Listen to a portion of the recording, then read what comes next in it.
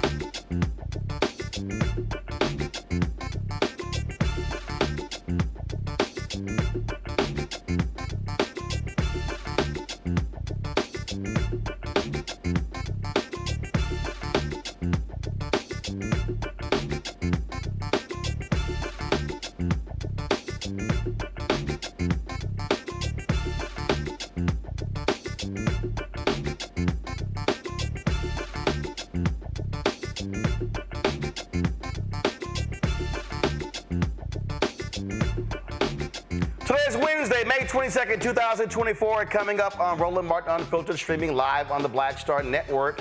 House Republicans, I told y'all they are not pro-life. They're calling for drastic cuts, tens of billions of dollars to subsidies for people who need food. We'll talk with Vice President for Food Assistance from the Center on Budget and Policy Priorities about these proposed cuts. We're just 1 week away from the 103rd anniversary of the Tulsa Race Massacre.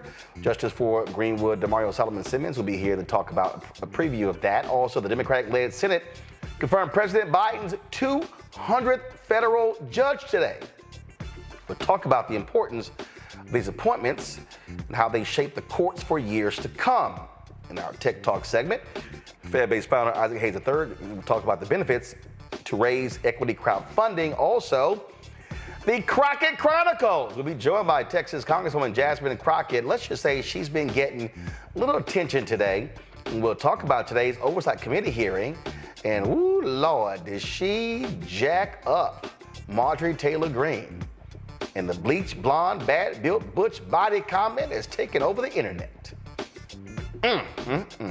It's time to bring the funk. I'm Roland Martin Unfiltered on the Black Star Network. Let's go. He's got it. Whatever the piss, he's on it. Whatever it is, he's got the scoop, the fact, the find. And when it breaks, he's right on time and it's rolling. Best believe he's knowing. Putting it down from sports to news to politics. With entertainment just for kicks, he's rolling. It's on go, roll, roll, y'all.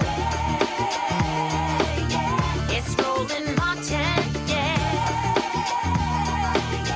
Rolling with Roland now.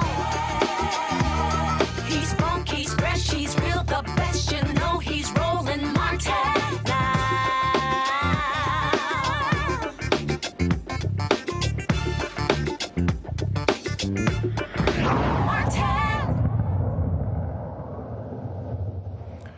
Millions of people in the U.S. don't have enough food or access to healthy food.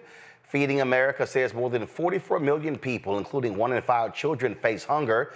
In 2022 alone, 49 million people turn to food assistance for extra help. Some 30,000 people, according to the Poor People's Campaign, die every year due to hunger.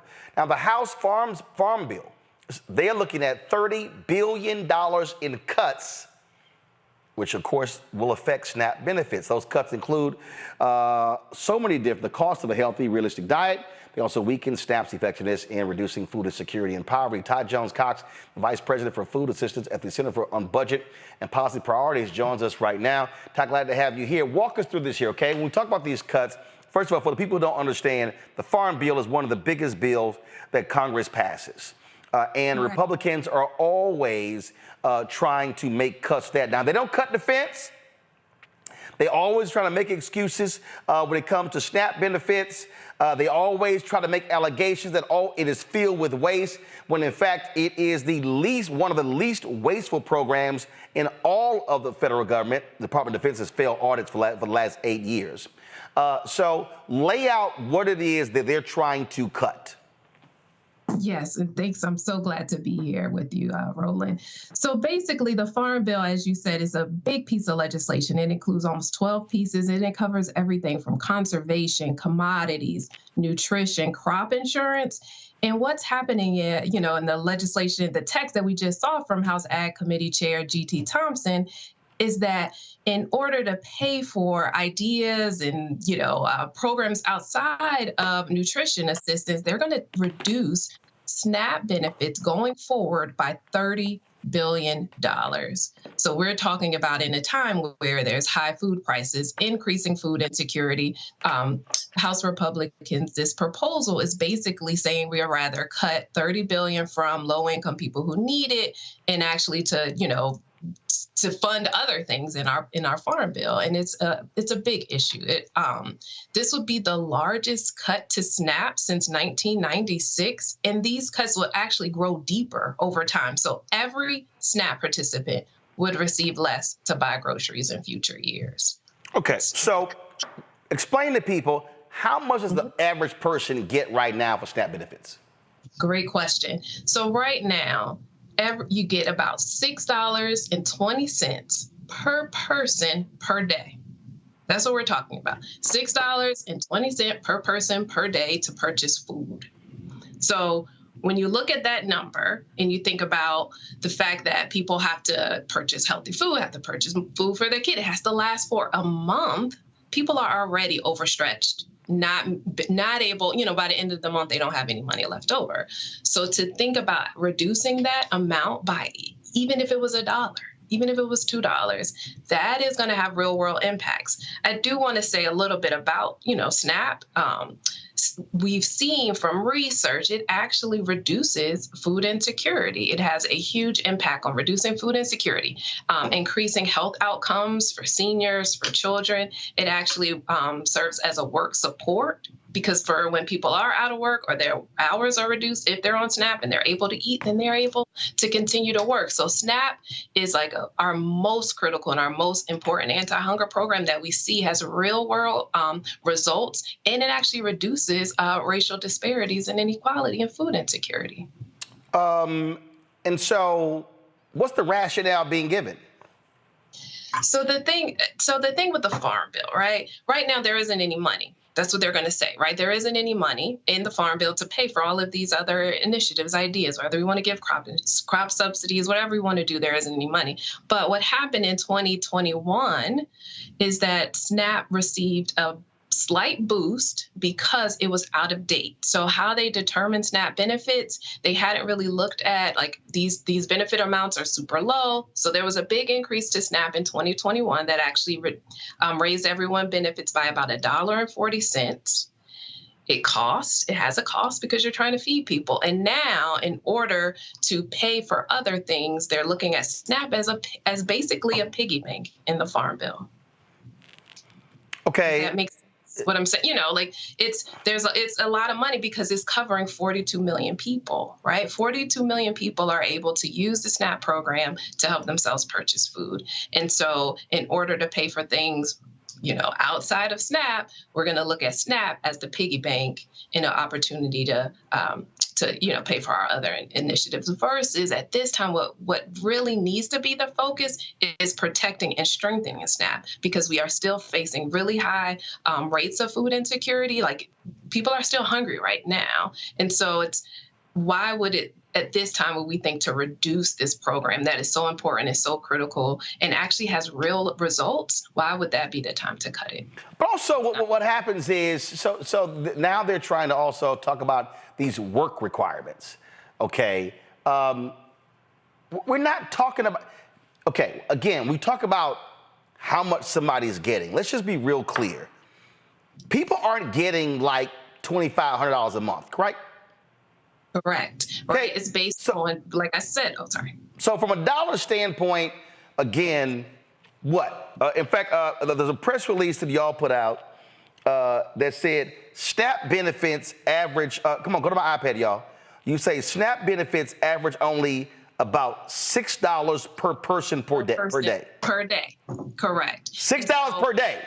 So that means that if you're hungry and if you do 3 meals a day, then it's $2 a meal. Tell me what you're eating. Tell me where you're eating. Right. And so that's the people who, so like you said, so the work requirements, to talk about that really quickly, because there is a lot of misinformation around the requirement. First of all, SNAP is an anti-hunger program. The goal of it is really to provide food assistance for people in need. The bulk of the people on SNAP are children. So we're not expecting children to work. The second largest proportion is seniors and individuals with disabilities. And then when we look at the last slice of people who are on SNAP, it is individuals that are of working age. And the majority of SNAP participants actually work. There's so much evidence showing that. And those who do work, the reason they're still able to get SNAP is because their wages just aren't high enough. And at the end of the day, they don't have enough money to make ends meet. Separately, SNAP is a program that is supposed to be there for when people are out of work or their earnings are reduced. And a lot of people who are on SNAP are in jobs where your hours and wages and everything changes. And so that, there is most people on SNAP who can work actually do work. And so the fact that to say that people need to have a work requirement in order to make someone work, in order to make someone want to eat, we're not talking about people who do not want to work. People are working. They're not making enough. Also, there's so much evidence showing that work requirements, when they are placed on these programs, actually do not lead to work. Right? They do not lead to full-time employment or better employment. They actually just lead to more hunger. What happens is people get cut off and now they're hungry. And a lot of workers also have children. And so then we're talking about children who aren't able to eat.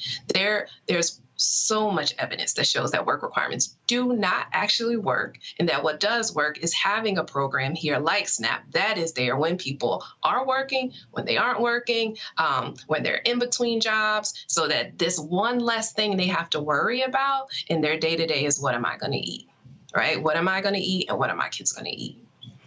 And just for folks to understand, when we talk about the budget, go to my iPad. This is the deal. The Defense Appropriations Bill for fiscal year 2024 provides a total of $824.48 billion, which is $26.7 billion more than in 2023. That means that the cost of the cuts, if y'all want to make a comparison, they're trying to pay for this defense increase by essentially cutting food. And what folk also don't understand, Ty, tell us, how many veterans rely on SNAP?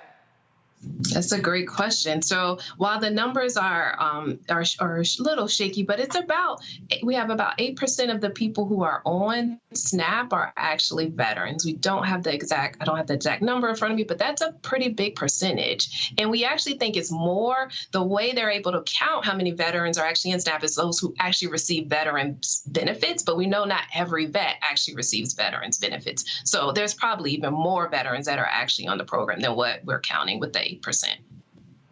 So we're talking about people who served their country, right? Who served their country, right? And now are having trouble purchasing food. And then, we're thinking it's okay to cut those individuals. And again, I want everybody, go to my iPad. This is right here from the USDA. Military and veteran families, benefits that you have earned, programs for which you may be eligible, SNAP, WIC, FDPIR, SFSP. So the folk who gives more, so let me explain, the folk who want to give more money to defense, which actually rewards defense contractors, want to cut SNAP when you actually have military families and veterans who use SNAP as well. So folk need to realize when they jacking the money up for defense, that ain't going to the troops and their families. That's going to defense contractors. Right. And I want to, Go ahead. No, I just wanted to also just emphasize another piece about SNAP, like in addition to that, it impacts the participants, right? But retailers, grocers, farmers, this is a program because it provides a core benefit of food. Like it just has a ripple effect throughout our country and throughout our economy. So it's important for the participants, but it's also important for retailers and communities and farmers. And so this is the program that we need to make sure that we invest. So first of all, let me put it in a different way than you. If you give the money to folk to buy food, they gonna buy food, which means they're gonna buy it from grocery stores. They're gonna buy it from retail outlets. And again, I still want to go back to here. This is a story that was in Roll Call a year ago. Renewed push is on to help hungry military families. Thousands of service members still experience food insecurity. So when we talk about food insecurity in America, we are also talking about folks who literally are in the military. So working, right? And so we can't sit and think that people aren't working that are on SNAP. We are talking about military families who are working, not making enough, and still need SNAP. And we need it there for them and all the other families who receive SNAP. And just final point here on this here, go back to my iPad. Based on the latest Defense Department survey of U.S. troops, some 286,800 in the active duty force, or nearly 1 in 4 military service members, experience food insecurity. 120,000 are faced with very low food security, meaning they periodically eat less, miss meals, or lose weight. The survey indicated the figures do not count the spouses of children of those troops, nor do the numbers include reservists and their families. So the bottom line is this here. They are also impacted by this. But again, the folks who say they love the military, they don't love them in this way right here. Ty, we appreciate it. Thanks a lot. Thank you so much for having me. All right, folks, got to go to a quick break. We'll be right back. Roland Martin Unfiltered on the Black Star Network. All right, thank you. I wanted the people of Baltimore to hear it from me. I have done nothing wrong. But I see that what you are trying to do is destroy this black woman for doing her job. I've heard your calls for no justice, no peace. However, your peace is sincerely needed as I work to deliver justice on behalf of Freddie Gray. Marilyn was a force to be reckoned with. I was assuming this is all because of Freddie Gray, but it actually is much deeper than that. Baltimore's top prosecutor, a woman named Marilyn Mosby, was indicted yesterday in the Eastern District of Maryland for perjury. Couldn't help but think about Donald Trump. This is what you got to deal with when you are a black woman fighting for just causes in America. Yeah, but just taking on the police, period. She's stepping on their toes. They want to cross her out of the system so she can't stand up for the preacher. Reached in the pool and grabbed me and pulled me out. Imagine if this were you. You would want people to stand in your corner. I lost my car. I lost my job. I lost my marriage. And I almost lost my mind for a little while. It's just so much right now, Lord, and I'm just saying, why are you putting all of this on me? I'm about to break. Next on A Balanced Life with me, Dr. Jackie, summertime when the living is easy, or is it? Summer vacations, class reunions, kids in summer camp, all fun, but stressful. You need to get into a summer mindset and have a plan. Oh yes, our panel gives us their favorite summer planning hacks. On the next A Balanced Life with Dr. Jackie here at Black Star Network. Coming soon to the Black Star Network. It was my junior year at Georgetown, and Spike calls me and he says, Malcolm, what are you doing next year? So, graduating, you know? He said, take a year off, work on Malcolm X. I said, okay. But first of all, for the folks who don't know, Spike is my cousin. Spike is my cousin. Just for the person watching, like, how the hell is Spike just gonna tell you that it's true? It's true.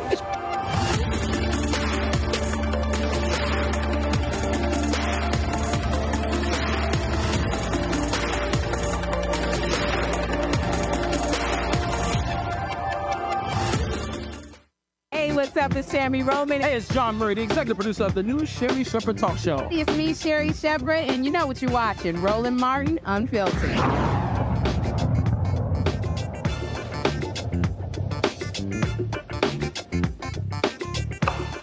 Let's go to our panel. Rebecca Carruthers, Vice President of Fair Election Center out of D.C. A. Scott Bolden, who is of course, lawyer here in D.C., former chair of the National Bar Association. Pat, glad to have both of you. Rebecca, we saw this last time. Again, Republicans, they always are targeting SNAP. They always want to cut benefits. They always are trying to blame these poor people. They're not working. They are the working poor. They are service members. And again, isn't it interesting in this country how we got no problem spending billions upon billions upon billions on defense, but then when it comes to food insecurity, to go, the hell with it, they can deal with it. We are spending billions of dollars sending it overseas for war. But you're right. But when it comes to feeding Americans, all of a sudden this Congress has a problem with it. And you know what?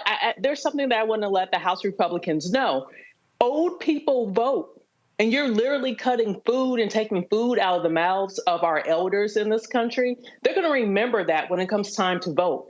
I also want to point out the young people and some of the college students who rely on SNAP benefits because of the amounts of food insecurity, especially in HBCUs. 1 out of 2 students have reported not having enough food in the last 90 days. You know, we also learned during the pandemic when children weren't regularly attending in-person school, we saw that there was a need to step up and provide food for these school children who many of them get their food because of these various programs in the Farm Bill that provides food assistance, especially for Title I schools. You know, and this isn't just a Black problem. This isn't just a Hispanic problem, but there are many poor white people in this country that require on this in order to have at least some type of nutrition. And so the Democratic Party really needs to connect the dots and let people know these people are stealing food out your mouth. They don't think you deserve it. If you've served in the military, you're a current military family, and you do not have enough to eat, so what? So I really want to see how the Democrats are going to connect messaging around this to make sure that people understand, hey, if you continue with this type of House makeup, if you have a Trump administration, Trump is the type of president who will sign off on a bill like this that would reach his desk. So I'm hoping the American public is paying attention, but I'm also hoping that the Democratic Party uses this opportunity to connect with messaging and let people know, hey, there is a stark difference between the two parties.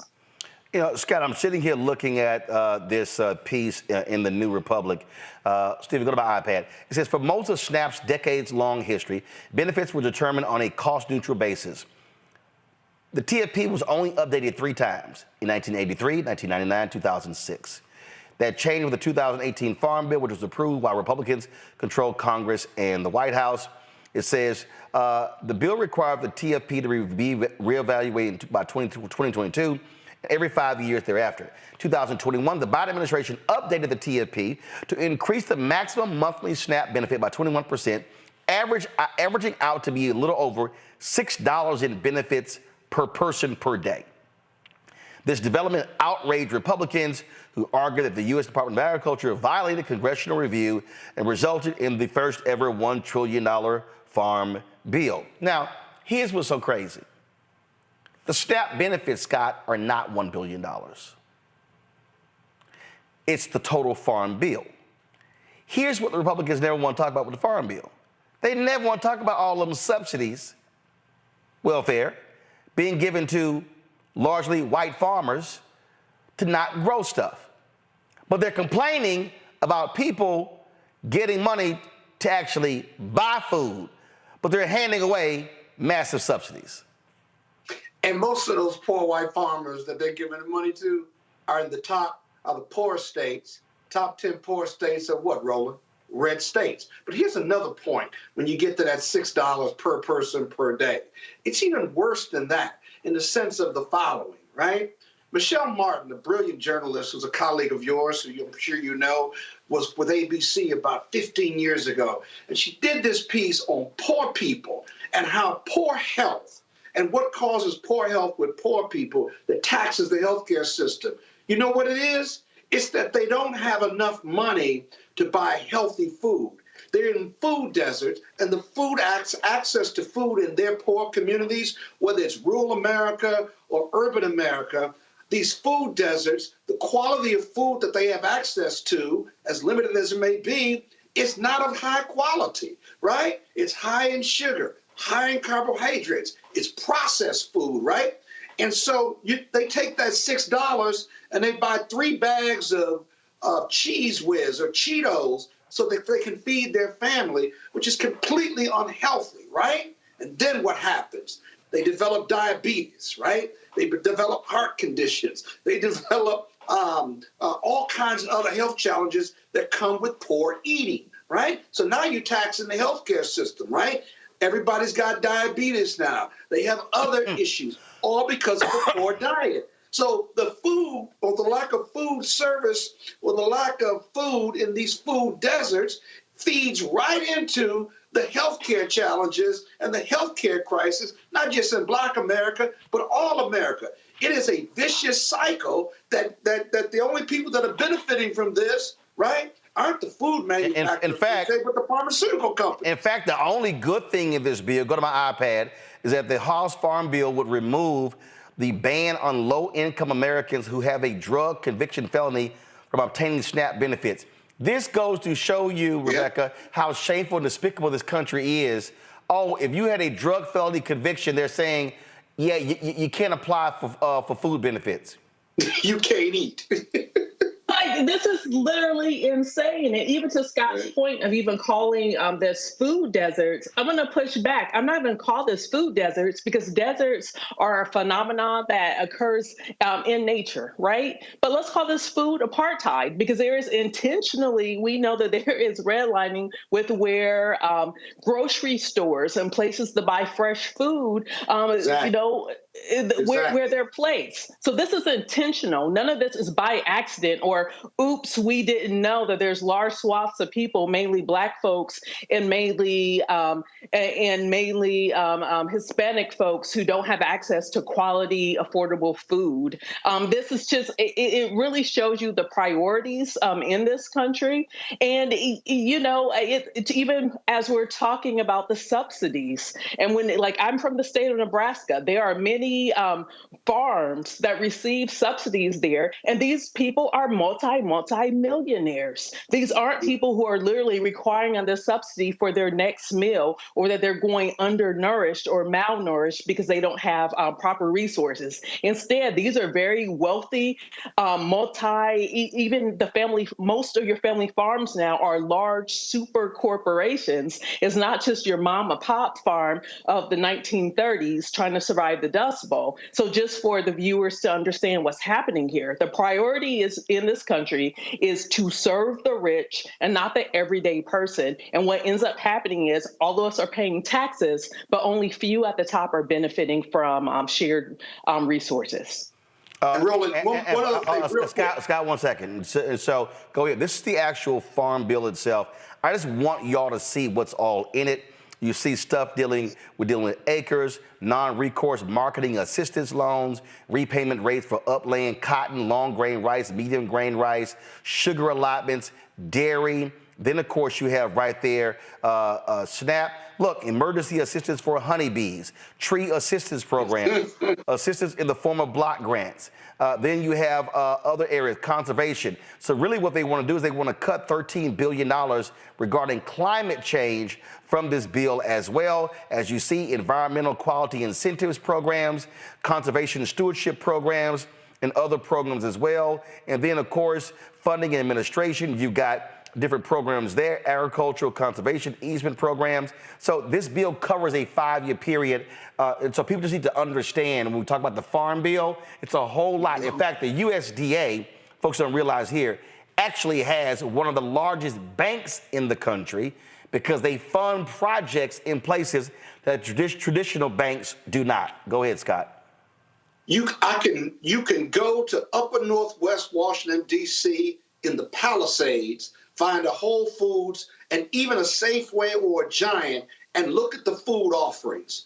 10 times more healthy food offerings. You go to Southeast Washington, go to any one of those supermarkets, and I promise you, you have a higher collection or selection rather of saturated foods, foods at high fat, high carbs, and no food education program available in Southeast Washington, right?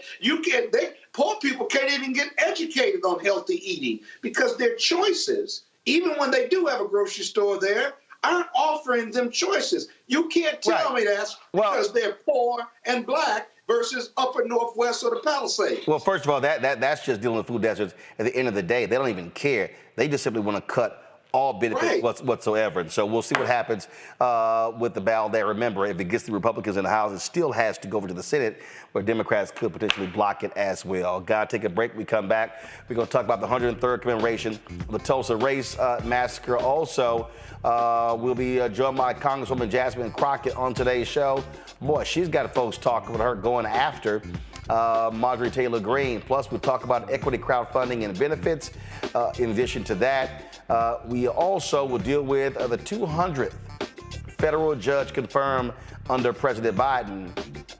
And he's appointed the most black federal judges of any president in American history, including President Barack Obama. Folks, support the Black Star Network by joining our Breen and Funk fan club. Send your check and money order. P.O. Box 57196, Washington, D.C. 20037-0196. Cash App, $RM Unfiltered. PayPal, R Martin Unfiltered. Venmo is RM Unfiltered. Zelle, Roland at RolandSMartin.com. Roland at RolandMartinUnfiltered.com. Download the Black Star Network app, Apple phone, Android phone, Apple TV, Android TV, Roku, Amazon Fire TV, Xbox One, Samsung Smart TV. Back in a moment.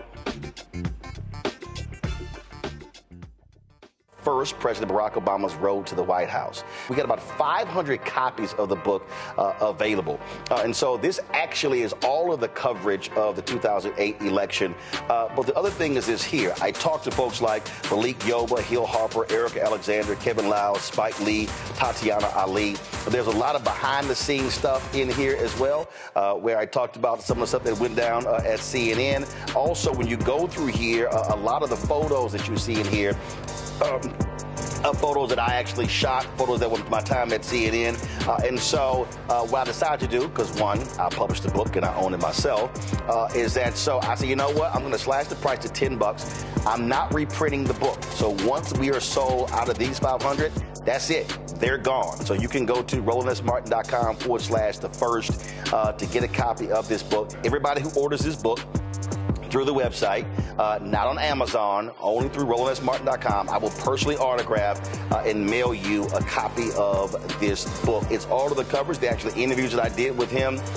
And just to show you, of course, when it came out, there's actually even in here the interviews that I did with him and Michelle Obama, which won TV One cable networks its first 2 NAACP Image Awards. And so all of that for $10, go to RolandSMartin.com the first and order your copy today.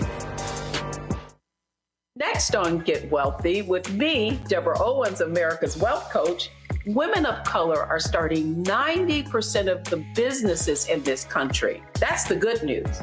The bad news, as a rule, we're not making nearly as much as everyone else.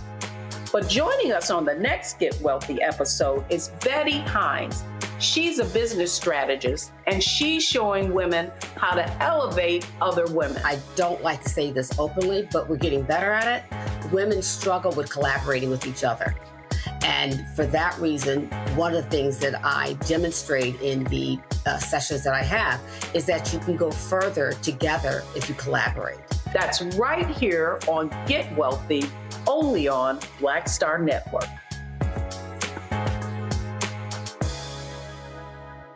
Hey, what's up, y'all? I'm Devon Franklin. It is always a pleasure to be in the house. You are watching Roland Martin Unfiltered. Stay right here.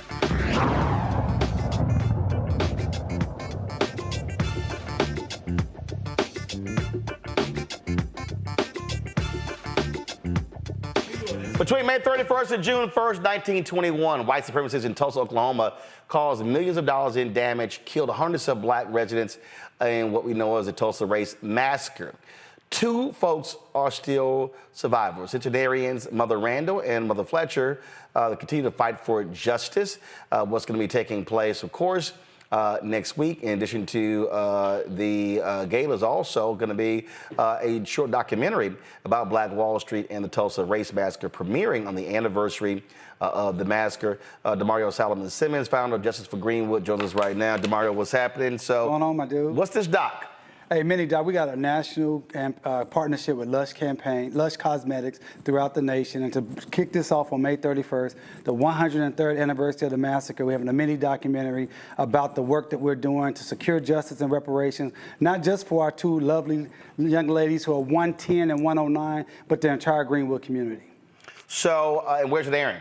It is airing in Tulsa, Oklahoma at the Circle Cinema. And right, so it's going to be airing there, but it's airing on yes, on June 1st, we'll be airing it. You can go to greenwoodisstillburning.com, greenwoodisstillburning.com, and we're going to air it, premiere nationwide on our website. Now, you're also still waiting to hear from the Oklahoma Supreme Court, correct? Yeah, absolutely. As you know, on April 2nd, we gave our actual oral argument in front of the Oklahoma Supreme Court. We need 5 out of the 9 justices to come back with a yes vote, and they're not telling us if we actually won the case yet. We're just asking them to allow us to move forward into discovery and towards the trial. We hope and praying and have everyone to be praying that we get a decision as soon as possible. Time is of the essence. We do know that the Oklahoma Supreme Court takes a recess at the end of June all the way to September. So hopefully, fingers crossed and praying every day that we get a decision before June 30th.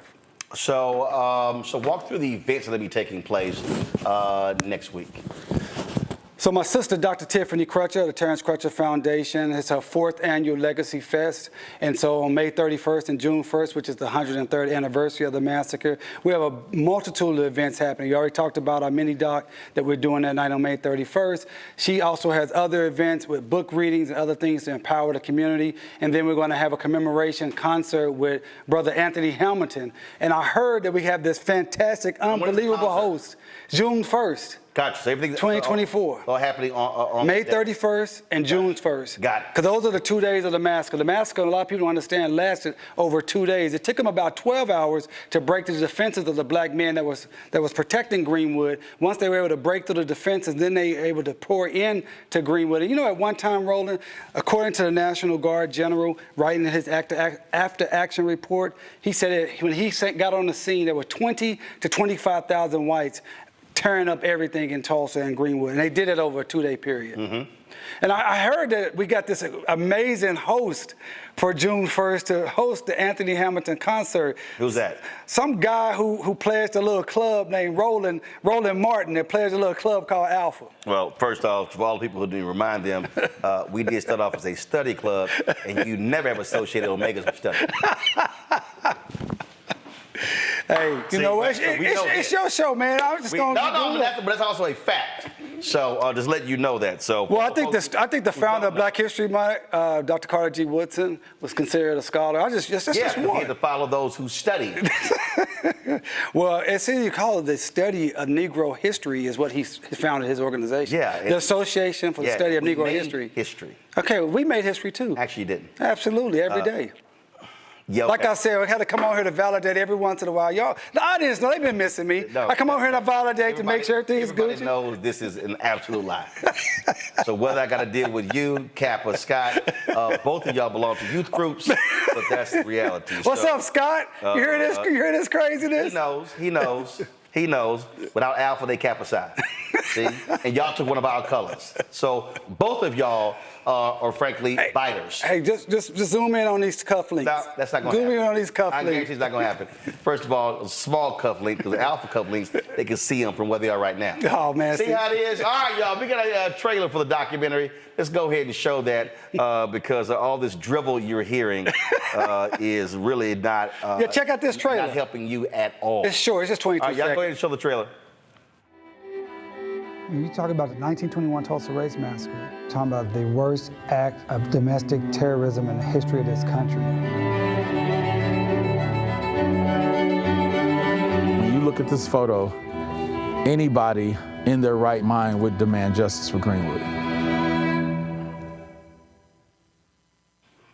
Greenwood is still burning. So there were a lot of activity around the 100th. Right. I remember they had the big so-called conference or whatever taking place at the convention center. Right. So I'm curious to know what happened. Because again, you always have folks showing up for the anniversary stuff. Right. But did they come back? Did they do anything? No, I mean, as you know, Roland, we were calling for reparations, and the city of Tulsa, as you know, raised about $30 million that they used for themselves to build their own museum and to continue to promote themselves and whitewash their reputation. And as you know, they took out a full-page ad in the USA Today and falsely said the city of Tulsa was leading the nation in racial healing. And since that time, we've been asking for, hey, you need to to do something for those who suffered the massacre. That's the living survivors. At that time, we had 3 living survivors. Unfortunately, we lost my guy, Uncle Red, Hughes Van Ellis, at 102 years old back in October. And we've been fighting every day to try to get those individuals and the community to see justice. And nothing has happened. There hasn't been any reparations paid, hasn't been anything built. No land has been given back. We can't even get a proper apology from people who actually perpetrated the massacre. That's the city of Tulsa, the chamber, Tulsa County, Tulsa Sheriff's Office, and obviously the Oklahoma Military Department. So here's what I'm talking about. So I remember at the convention center that there's a big economic event. Go to my iPad. And so they called it Black Commerce Street. It was all this sort of stuff. It was presented by J.P. Morgan Chase. Have y'all at Justice for Greenwood heard from J.P. Morgan Chase since? Have they come and talk about funding any initiatives, anything like that? Now, I would have to say with J.P. Morgan, yes, we have had some conversations with J.P. Morgan. It's a brother out of Dallas that's looking to do some things, which particularly into the community. Right. So we're very thankful for that. But any commitments? That was 3 years ago. We haven't received any commitment at Justice for Greenwood. That's my point. But I do know, I will say, to be fair to J.P. Morgan, they have done something in Tulsa with some business incubation, business incubator type development. Okay. All right. So this here was these, and I purposely took these photos presenting sponsors. What has Nationwide done? To my knowledge, nothing. To my knowledge. Okay.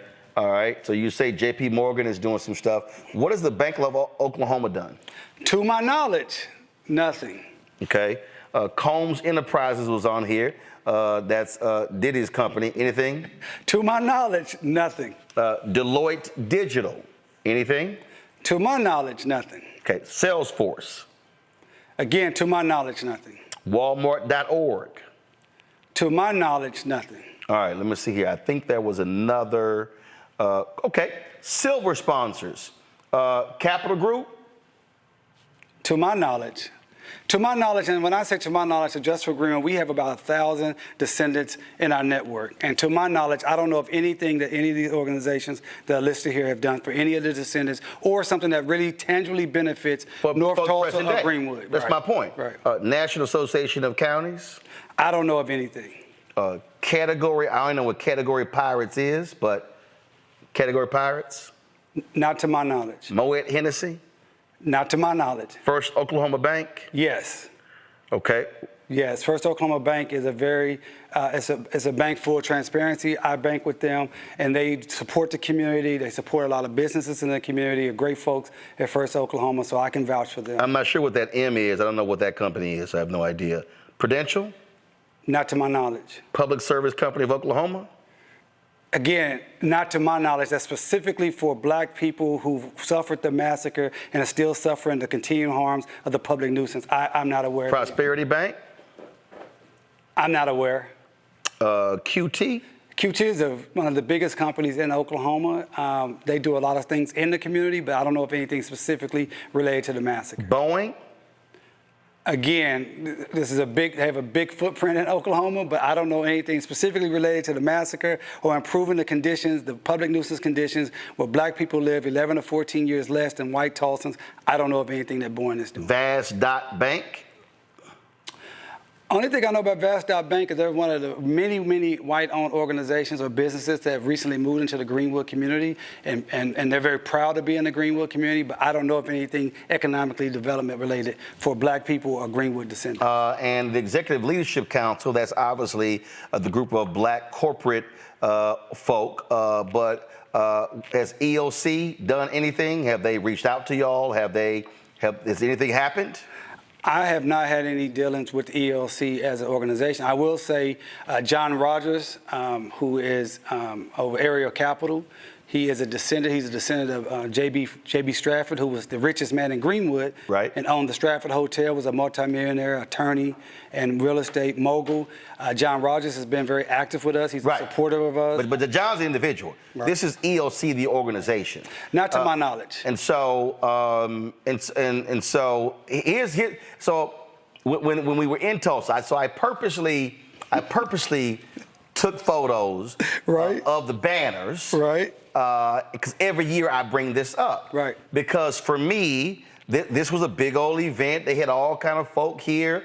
all kind of potential investors. Right. And for folk who understand, everybody who's watching at home understand. So let me explain to you how this thing went down, okay? So there were literally 2 events happening. Right. You had the white folks event. That's what this was, okay? And there was black involvement happening at the convention center.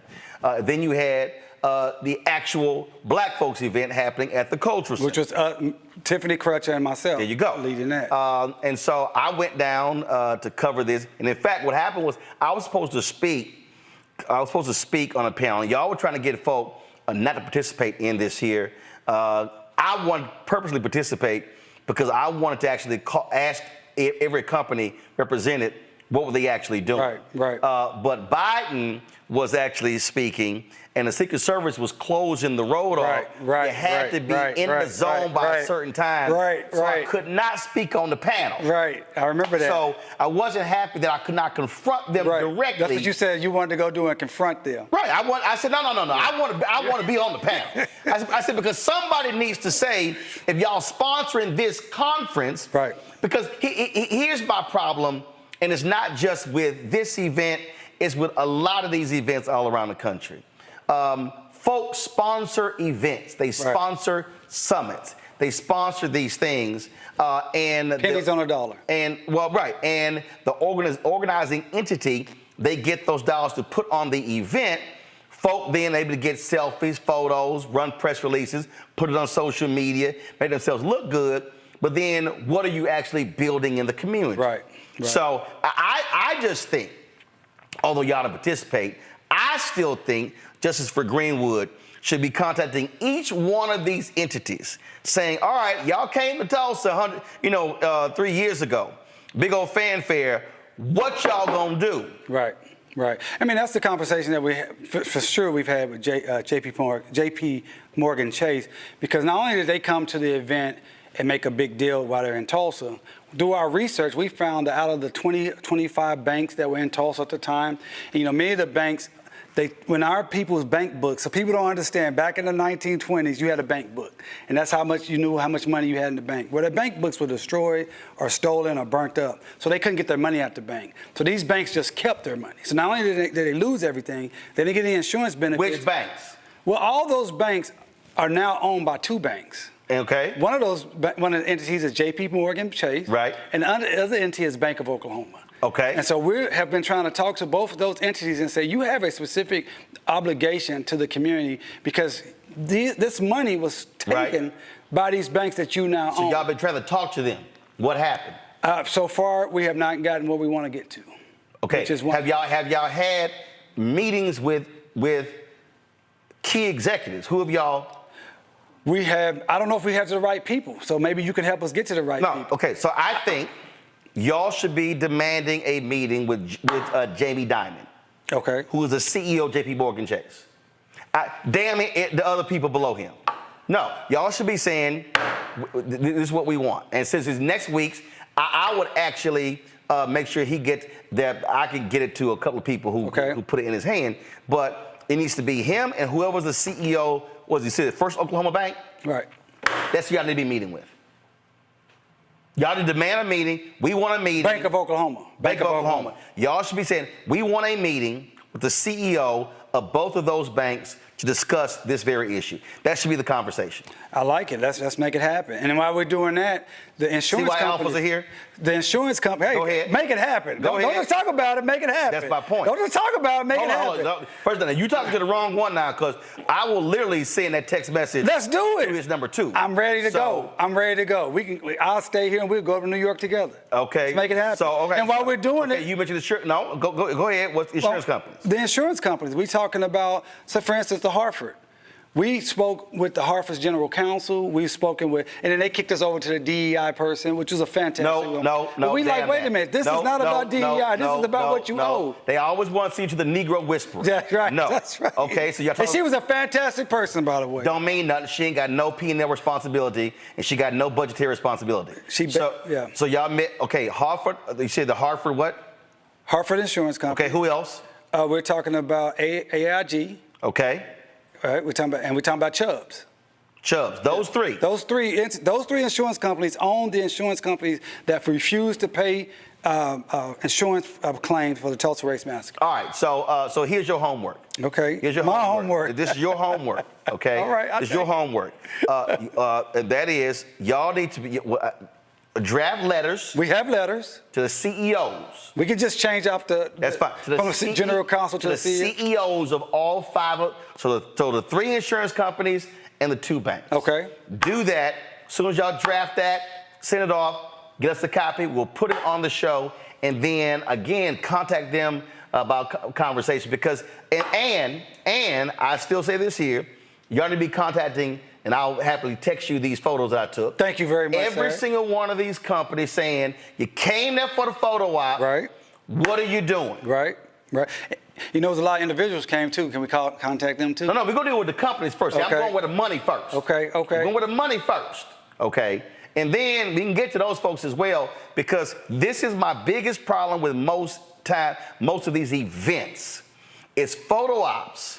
Yeah, and they whitewash it. And it's what I call large check, small amounts. Yeah, absolutely. Big ass check they present, and it's $5,000. Right. Bring the small ass check for the small amount. Right. Now, you're a $1 billion organization. We're supposed to feel good. Right. Don't come with that big ass check. I mean, that don't do nothing for me. Right. And so again, so that to me is how then you tell the folk, if y'all stand with us, no, we want y'all tweeting this out, posting this, things along those lines, because that's the pressure that has to be brought to bear when it comes to these entities. Again, they love talking what they doing, but as I always say, I'm going to praise you for direct deposits. But see, this was one of the main things, and everything you said is right on point, Roland. But as you know, during that time period, a lot of these entities their money was being diverted to this museum that the city was supporting to build for tourism. So people can feel good, like, oh, I gave to that museum, I'm absolved here. No. But that money has not trickled down to the actual survivors, the descendants, or the black community that's my point. That's suffering today. That's my point. And then when you do that and say, we're going to put a number on this. Because that's what I'm talking about. Right. That's what I'm talking about, because I'm just tired of there being gatherings that are photo op opportunities and we getting played and pimped, and it's not real economic development taking place. None at all. It looks no different from the time you were there. I mean, you came to Tulsa 10-something years ago. It's no different in North Tulsa. In fact, it's worse. Like, for instance, every single one of these companies should be advertising with Black Wall Street Times. See, so what I'm talking about isn't just, I'm not interested in community grants. Right. I'm talking about business. I'm talking about contracts. Right. Business. Businesses. Right. And that is every single one of those companies. They've got transportation companies, catering companies, audiovisual companies. They got PR companies. They got professional services for law firms. They got professional services for accounting firms. So the question is, all right, what black law firms are you? See, so those are annual dollars. Right. That's what I'm talking about. Right. I mean, this is why your show is so important and what the work you're doing. I mean, you're the only person in the nation that's doing this on a national daily service. And I hope everybody understands why we have to support you so much, because you're talking about things that actually matter beyond some headlines, beyond some gossip, beyond some pop culture. You're talking about business, contracts, annual money that we can actually build our communities up. And it's very, very important. And you're absolutely right. Everybody came in and they wanted to leverage the Black Wall Street story. And that's another thing. They kind of co-opted the whole Greenwood story because they wanted to make it all about capitalism and pull yourself up by the bootstraps. That is not what created Greenwood. That's not what created the greatness of the black community called Greenwood. It was cooperative economics. It was land ownership. It was a decision, a freedom mind state to say, we want to create for ourselves and recirculate the dollars amongst ourselves. Now, of course, there was segregation, but segregation is not the reason for Greenwood. Right. Segregation, they said, okay, we see what you're doing. We'll be good over here. Right. Well, here's the deal. So yeah, I'll be there next Saturday. That's right. But let's get these letters. Let's get it to them. Then we gonna follow up, pushing them and putting that pressure on them as well, and say, no, damn that. Damn a meeting with the no. Jamie Dimon and his leadership team. And then we're gonna sit here. Matter of fact, let me just look right now here, because I don't play this. J.P. Morgan, Board of Directors. Who's on the board? Who's black on the board? Go to my iPad. I think Melanie Hobbs is on the board, isn't she? Okay, our leadership right here. Let's see here. This is the board of directors. Alicia Bowler Davis. Oh, boom! Melody Hobson is on the board of JP Morgan. This is the operating committee. Here we go. Got it. All right. Not a problem. So here's the whole deal. You get me your Jamie Dimon letter. I will send it to Melanie Hobson. I will text it to her directly. Done. And we're going to come back and we're going to talk about it. That's how I roll. Let's do it. It's a done deal, and we're going to come back and report on it and see what happens from there. And then you said AIG. I said AIG. I said Chubb. I said Hartford. AIG board. I can even show you the letters that we got back from these entities. Oh, good. No, send me those too. Those would be interesting for you to talk about. Ed Dandridge, EVP, Chief Marketing Communications Officer. I think I know Ed. I think I met Ed before. But that's easy. Let me see here, because I think, I thought they have a board. Oh, AIG board directors. Here we go. James Cole's a brother. He's on their board. Diana Murphy. Okay, they got one brother. Okay, so I'm gonna track homeboy down. What did you say? Hartford or what? Hartford. The Hartford Insurance Company. Hartford.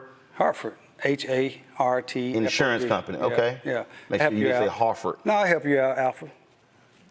Now, you know doggone well. I'm helping you out. I was helping you out, man. You know I don't need on your show. I don't want you looking bad. Want the Twitter fear talking about Roland can't spell. You know I don't need no help from you. You are a national guy. This is their agent home about. Let's see here.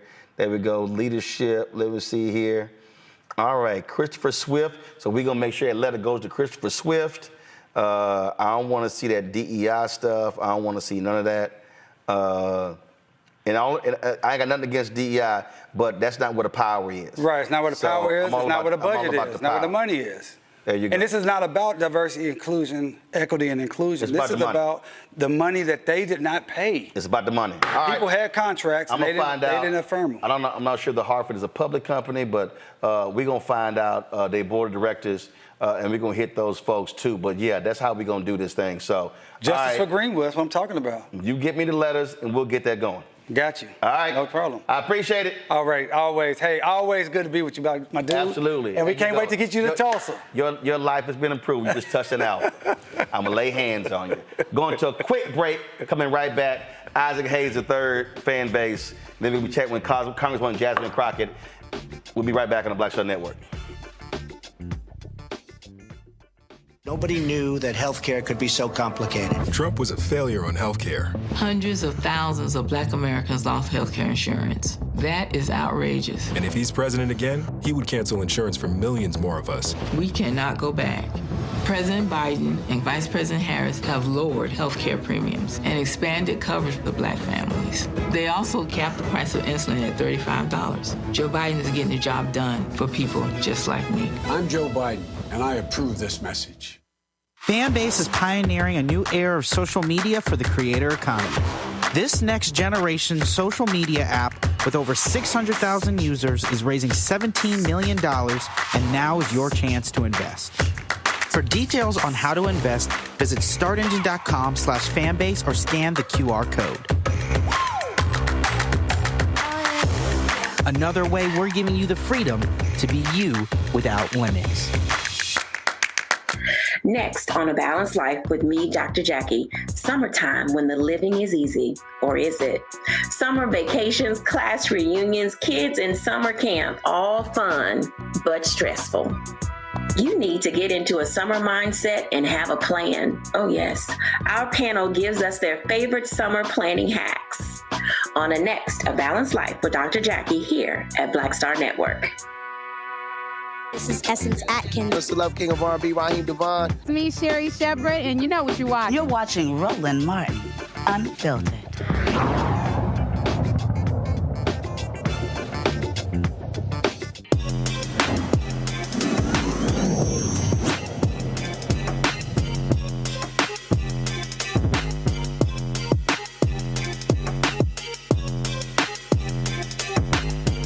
Mass Massive changes have happened when it comes to raising money these days for companies. Crowdfunding is a huge way to do it. The rules have changed, which also make it a lot easier for black entrepreneurs.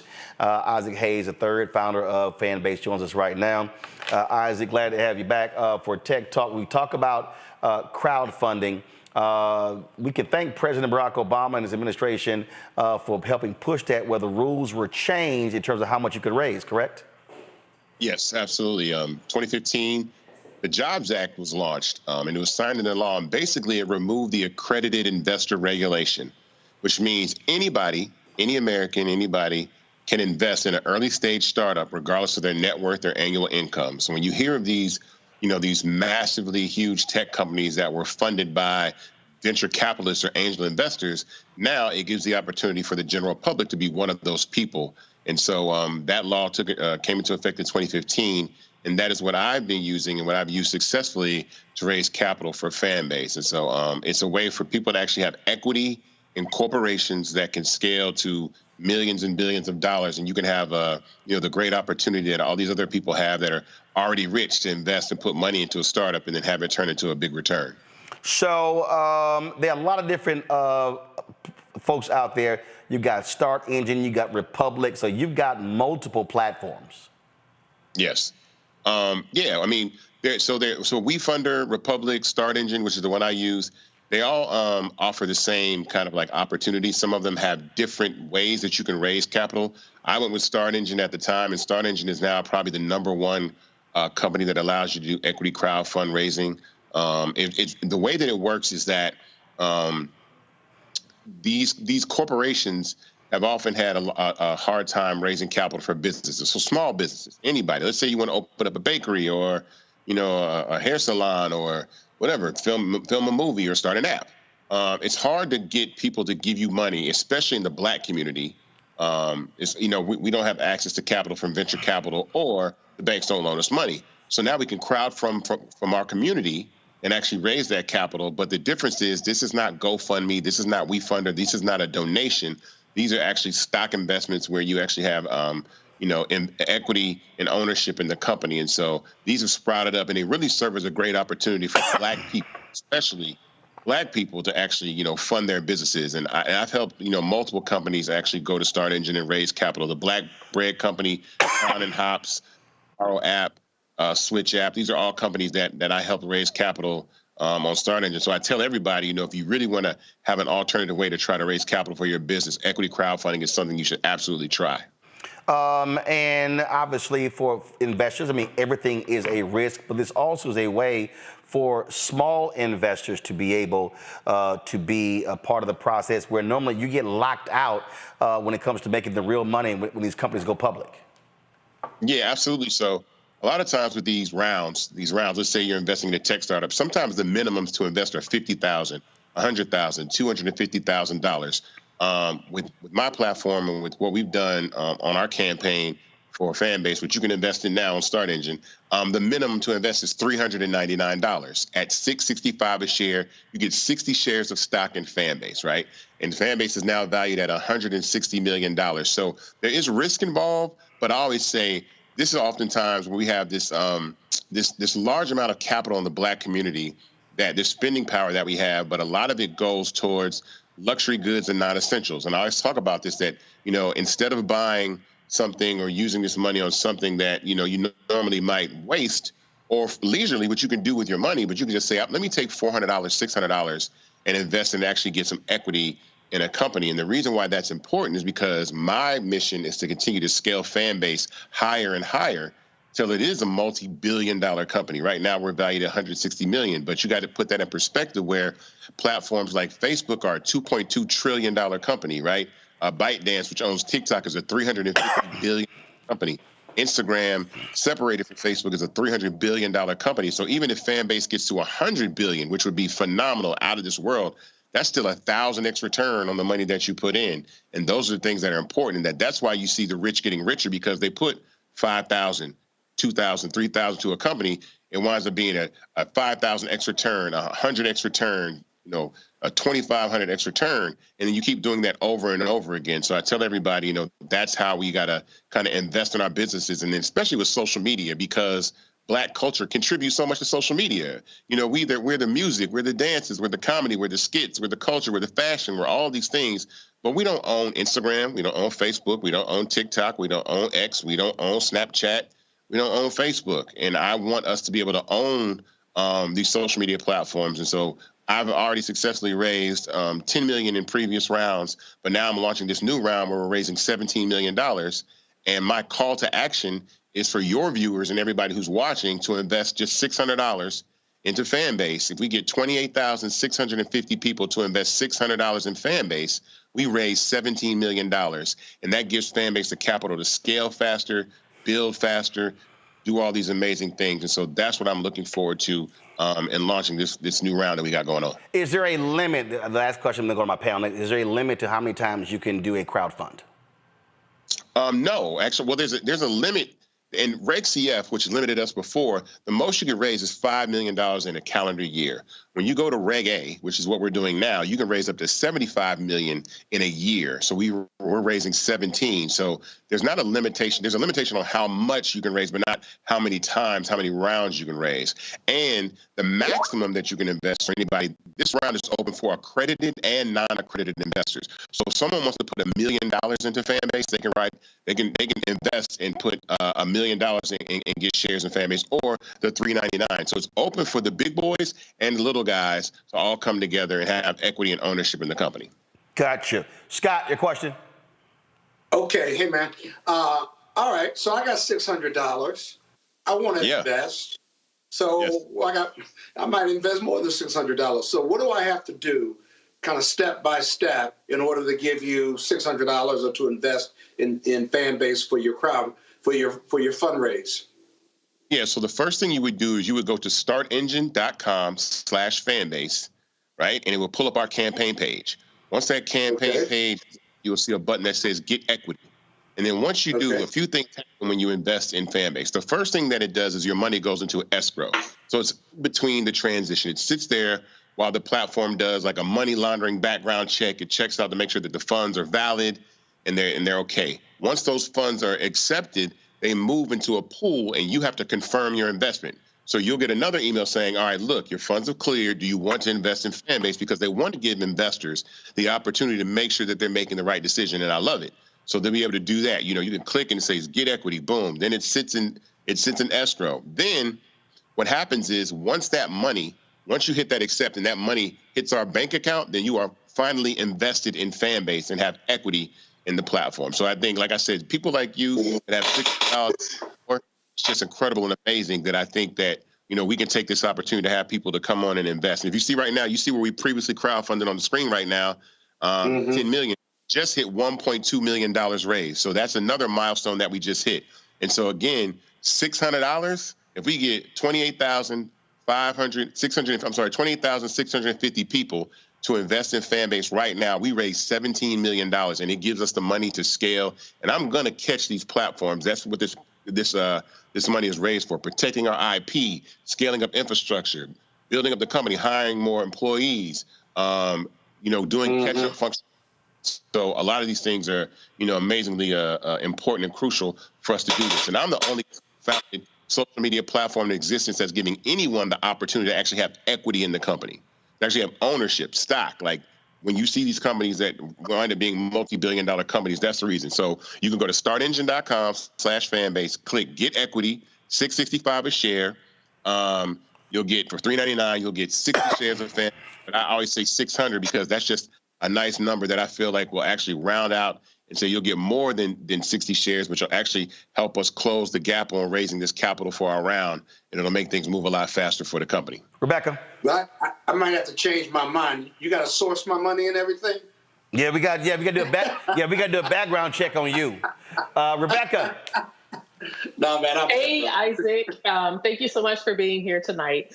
So tell us more about your experience with being a Black founder. The reason why I'm asking, I saw your post the other day where you were talking about that messaging app that was able to raise a couple $100 million. And it turns out that they had a bunch of fake user accounts. So tell us what it's been like actually trying to start this up as a Black founder, and then what it's been like with even talking to VCs and trying to raise money. Ooh, that's a good one. So, well, most importantly, I think angel rounds, which I had to do, and I just invested in myself. To be totally frank, I went out on a limb and took $200,000 of money that I did not have to spend to build an app to build Fanbase.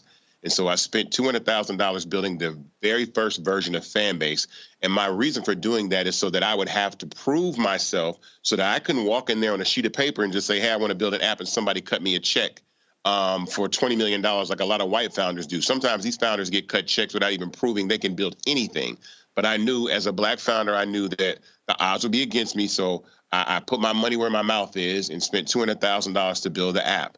Once we did that, COVID hit and we really couldn't move. But one of the things that I noticed is that there's such an inequity that exists between the ability for Black people to raise capital from venture capitalists, or who are the primary people that fund these startups, and everybody else. I think in 2023, to be exact, I think less than 0.5% of all the venture dollars, the billions and billions of dollars that went to companies, less than 0.5% went to Black founders. That's how hard it is for Black people to raise money for venture capital. But then you have these guys that can have 95% fake users and raise $200 million from SoftBank, and it's just crazy. So it's an uphill battle for us. But the thing that I think is on our side, especially, and I speak specifically about social media, is that's something that I know that is really what we leverage. It's really what we make popular, what we make, trendy and actually valuable. And so I said, well, who better than to give equity to than the community of people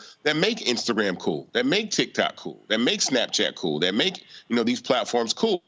So that is my goal, is to say, look, we need to have ownership in these companies, and we all ride together. And then when Fanbase exits eventually or gets acquired, we go do it again with another app or another business. And we keep repeating this because we need to turn our creations, we need to turn our innovations into acquisitions. Because if not, we are customers to our creations. And that's the thing that I say that's extremely important. We're customers to Instagram. We're customers to TikTok, right? But we should actually own these platforms. We should actually have equity in these platforms that we scale. So it's been challenging, but it's definitely down racial lines for sure. I'm here to do it. I'm going to keep doing it. All right.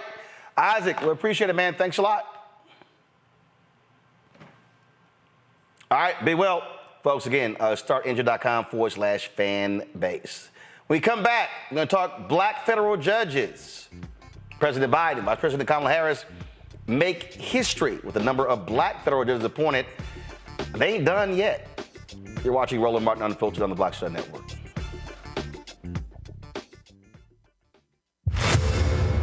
I wanted the people of Baltimore to hear it from me. I have done nothing wrong.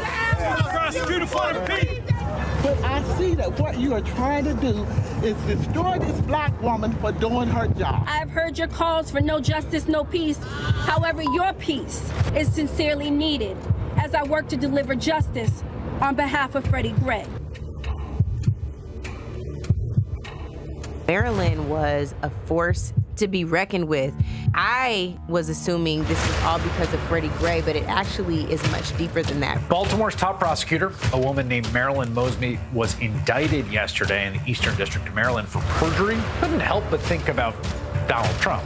This is what you got to deal with when you are a Black woman fighting for just causes in America. Yeah, but just take it, period.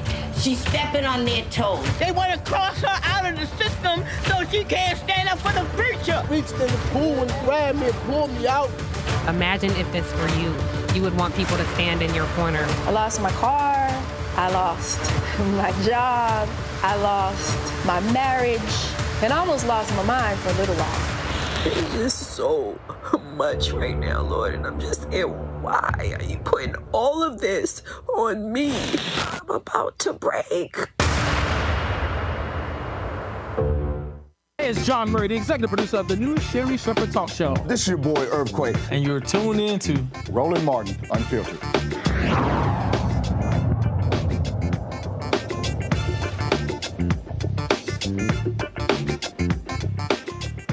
Folks, Senator Chuck Schumer today posted a tweet where he announced the 200th federal judge confirmed during the Biden administration. The White House also put out a press release with regards to the 200th federal judge. Folks, this is the release that was put out. Today, we reached another milestone in the effort to protect the freedoms and liberties of all Americans, the confirmation of the 200th federal judge since I took office. But it's not just those 200 judges, folks. We have a significant number of African Americans who are federal judges. Pull the number up. Y'all got that? Folks, the numbers are clear when you talk about the judges. This is the largest number of black federal judges ever appointed in the first term of a president. Okay, let me repeat that because some folk think, oh, it's just Judge Ketanji Brown Jackson.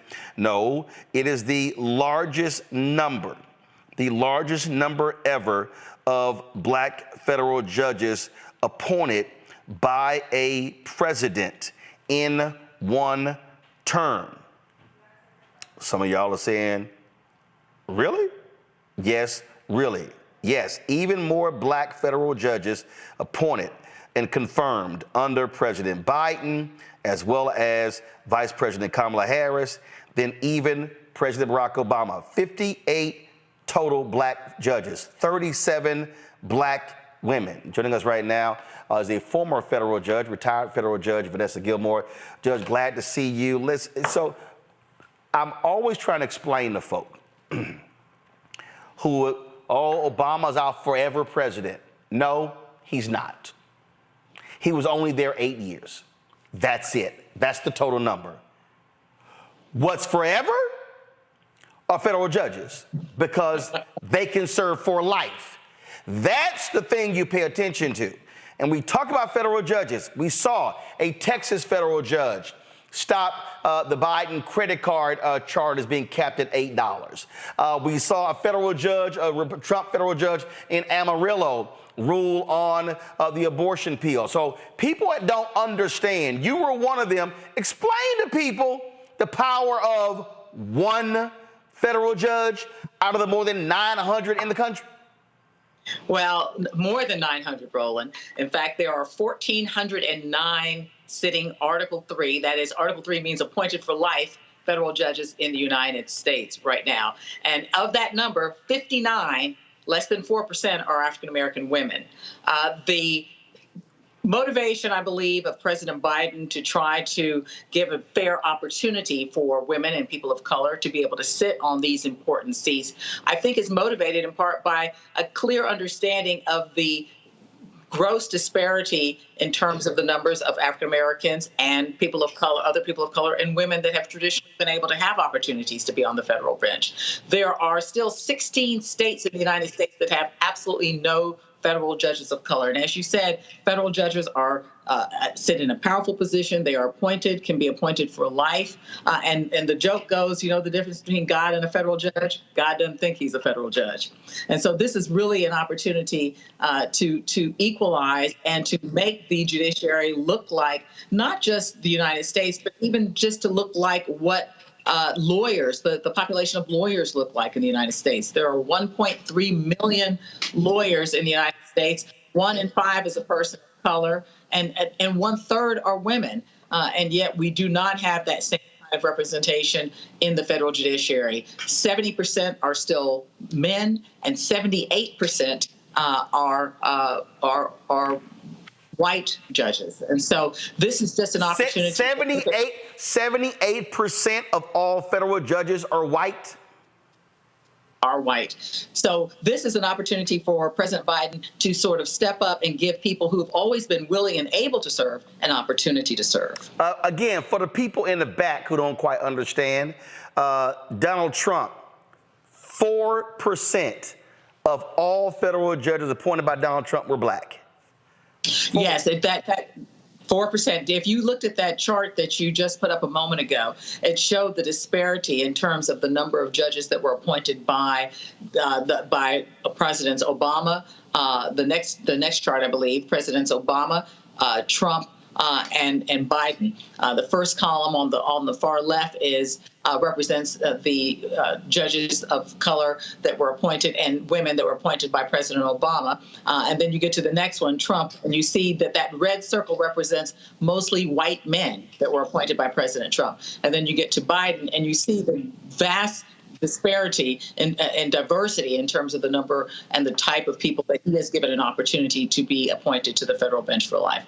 So you can see just by those charts right there at the bottom how vastly different. The chart at the top shows gender. Obama in the first column, Trump in the middle. You see it's the majority, more than 75% were men, and you see what we have now with President Biden. Very, very different in terms of the opportunities that President Biden has been able to give to people who have been willing to serve. Now he's giving them the ability to serve. But it's not just Biden appointees.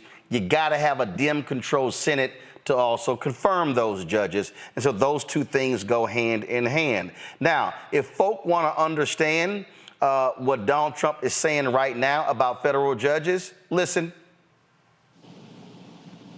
Then I called up my people and I said, I have a guy from New York who's an incredible lawyer, he's got the right temperament, he'd be a really great judge. Oh, good, sir. How old is he? I said, he's 69, sir. So he's going to be there for 2, 3, 4 years. We like people in their 30s, so they're there for 50 years or 40 years. We don't want, and as soon as they said that, I realized, yeah, they're exactly right. My administration will again adopt rock-solid constitutional conservatives to be federal bench justices and judges, but in the mold of Antonin Scalia and Justice Clarence Thomas, who, by the way, right now is under siege by the radical left. Yeah, under siege because he's taking gifts from white billionaires. Let's just be real clear. And the reason that distinction is important because he can mention Clarence Thomas, but he ain't talking about naming no black judges. Again, it's going to be largely white men. When I talk about the power, again, I grew up in Houston, and there have been thousands of federal judges since I was a kid, but the name William Wayne Justice sticks out because I heard his name every single day on the news because he oversaw the Texas prison system. So the power of federal judges is huge in this country, and I think too many people don't understand why who you vote for president and who you vote for a United States senator has a direct correlation to federal judges, and then those are the folks who are ruling on class action lawsuits, who are ruling on death penalty cases, and so federal judges matter. Absolutely, Roland.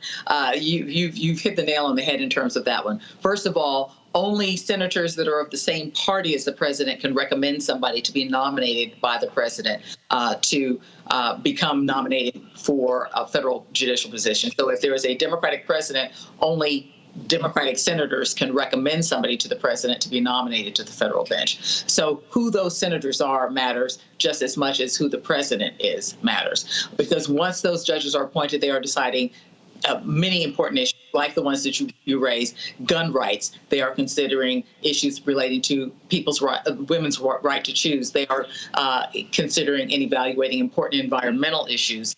In terms of the Clean Air Act and the Clean Water Act. They are deciding very important issues in terms of school choice. So there are a number of issues that are under the direct control of federal judges. And what people don't understand is that the federal trial judges make a lot of those decisions. Very, very few cases make it all the way to the Supreme Court. The Supreme Court hears less than 60 cases a year.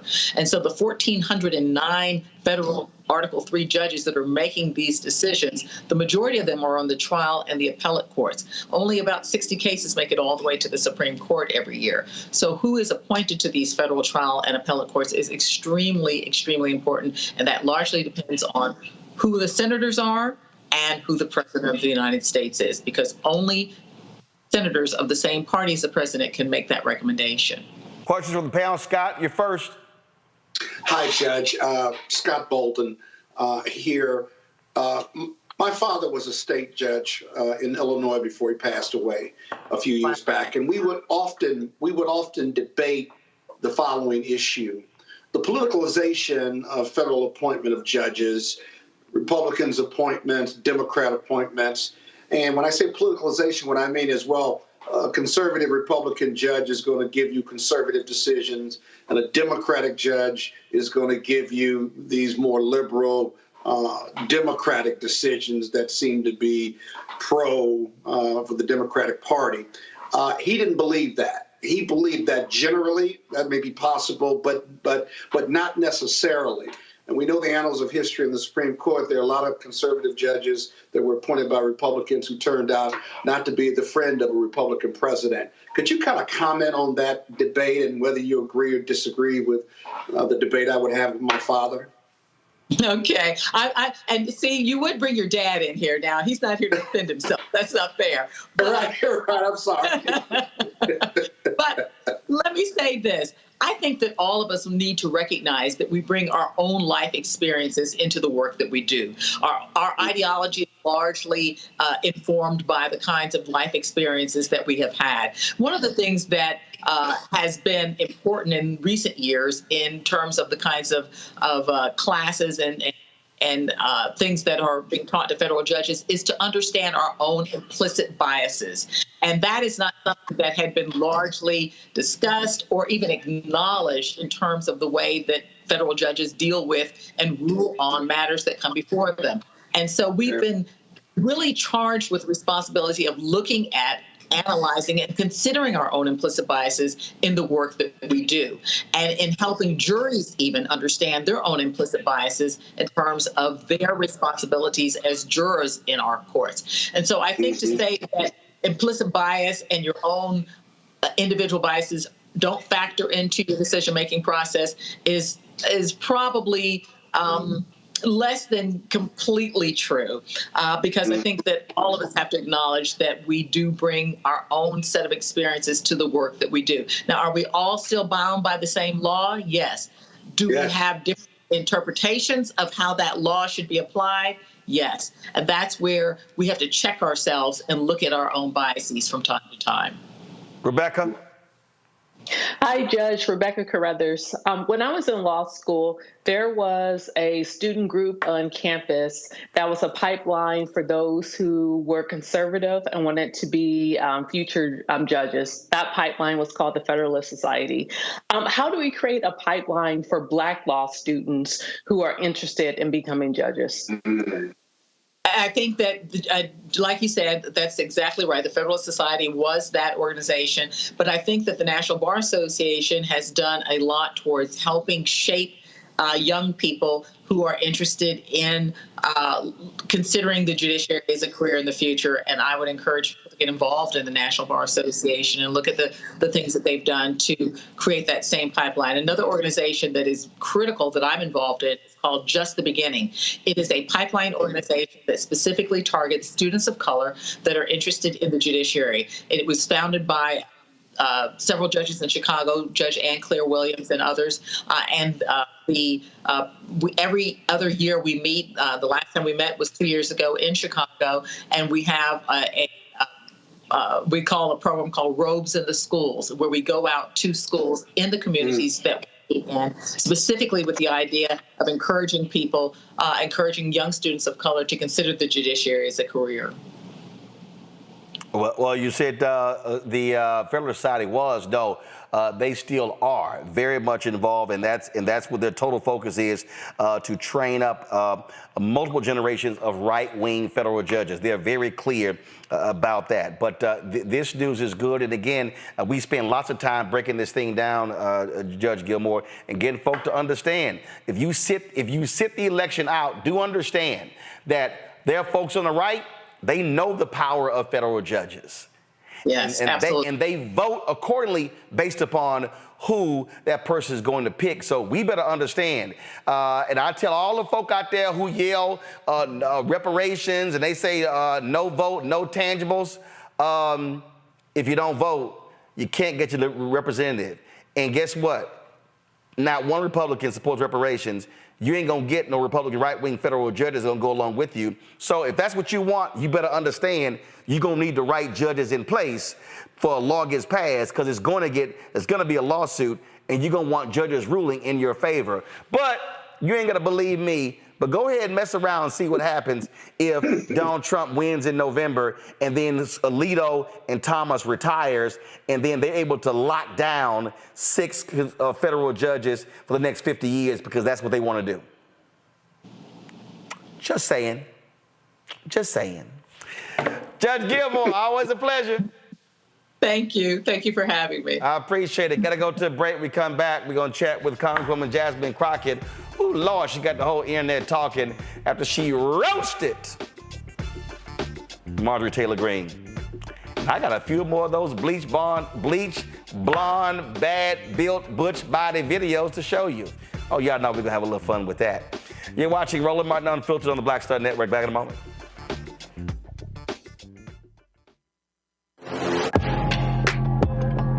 A lot of y'all have been asking me about the pocket squares that we have available on our website. You see me rocking the Shibori pocket square right here.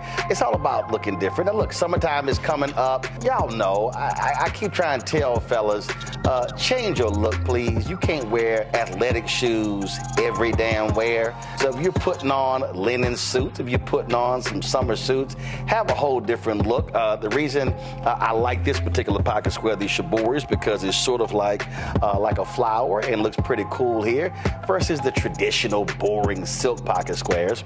But also I like being a little different as well. So this is why we have these custom-made feather pocket squares on the website as well.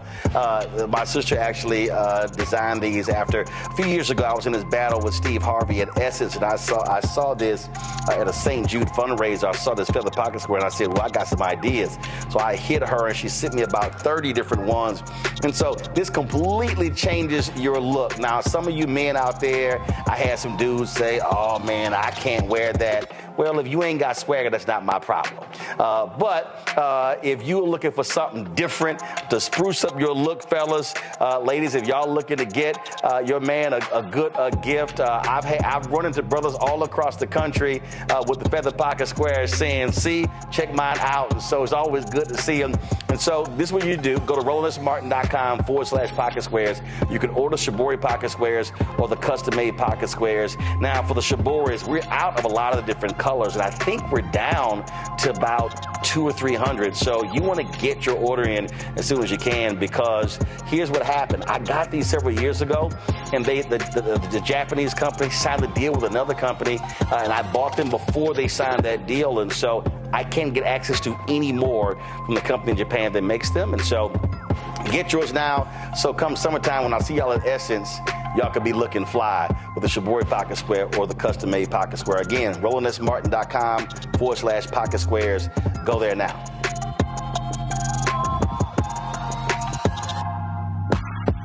Hello, I'm Marissa Mitchell, a news anchor at Fox 5 DC. Hey, what's up? It's Tammy Roman, and you are watching Roland Martin Unfiltered.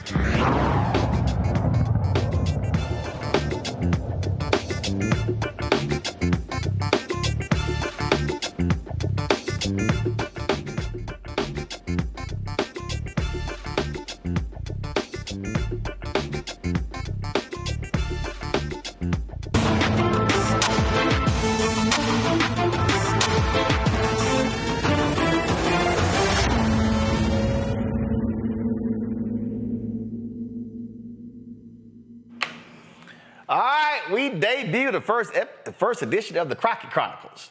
Of course, Congresswoman Jasmine Crockett got all the folk talking on social media when she lit up a Marjorie Taylor Greene that late night session. She joins us right now. No, not crazy ass Marjorie Taylor Greene, but Congresswoman Jasmine Crockett. Boy, it's been quite a busy week for you. It has.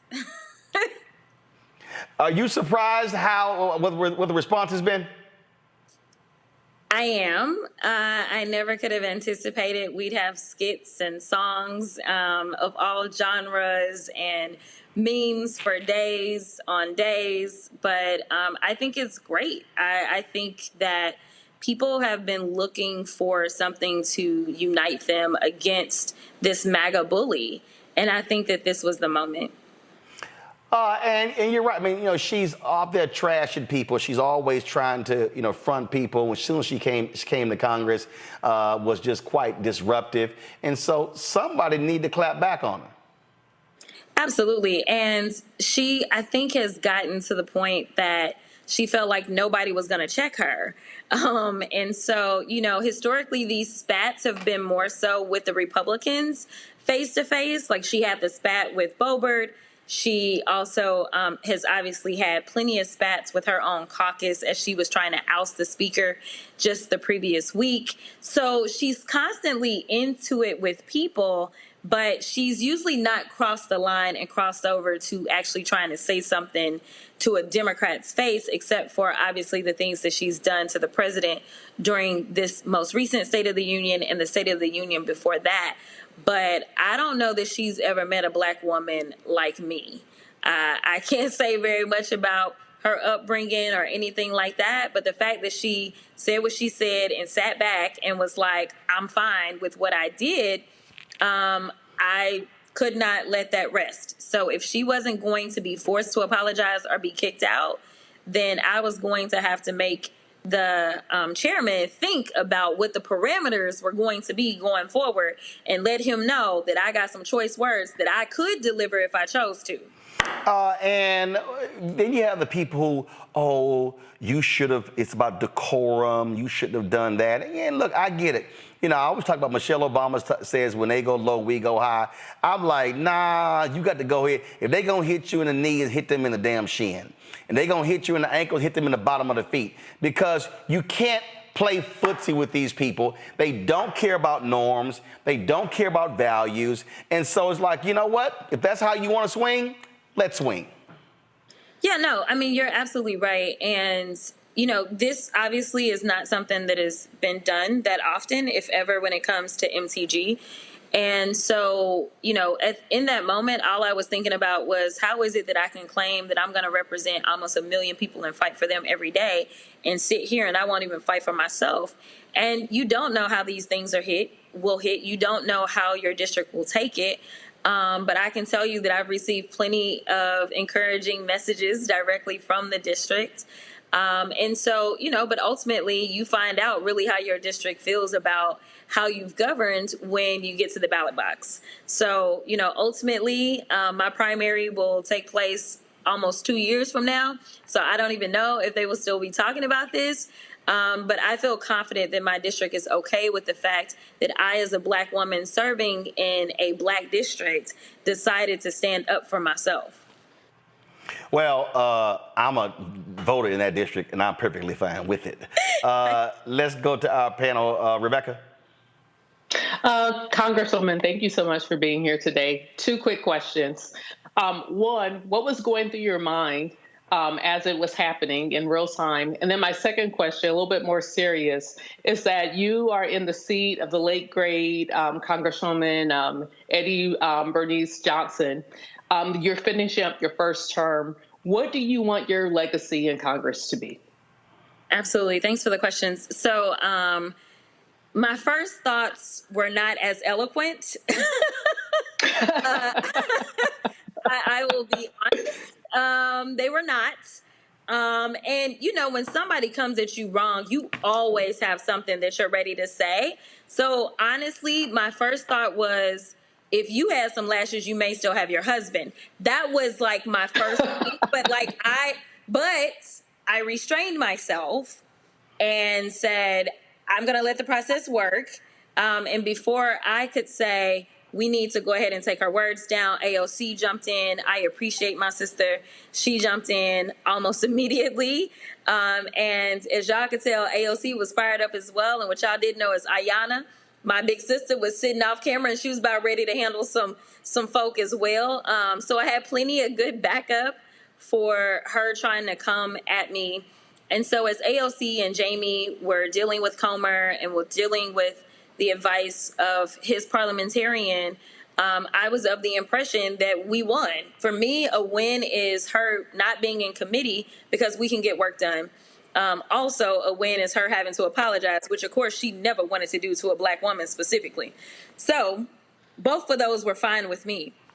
She didn't have to do either one of those though. And that's when I decided, and I looked over at her and I was like, you bleached blonde. Like I had all of this, like, and so I was writing it down and trying to get Comer's attention so that he would call on me so that I could not violate the rules, but show her that I could cut her deeper without ever talking to her. So that was what was going through my mind and how it all played out.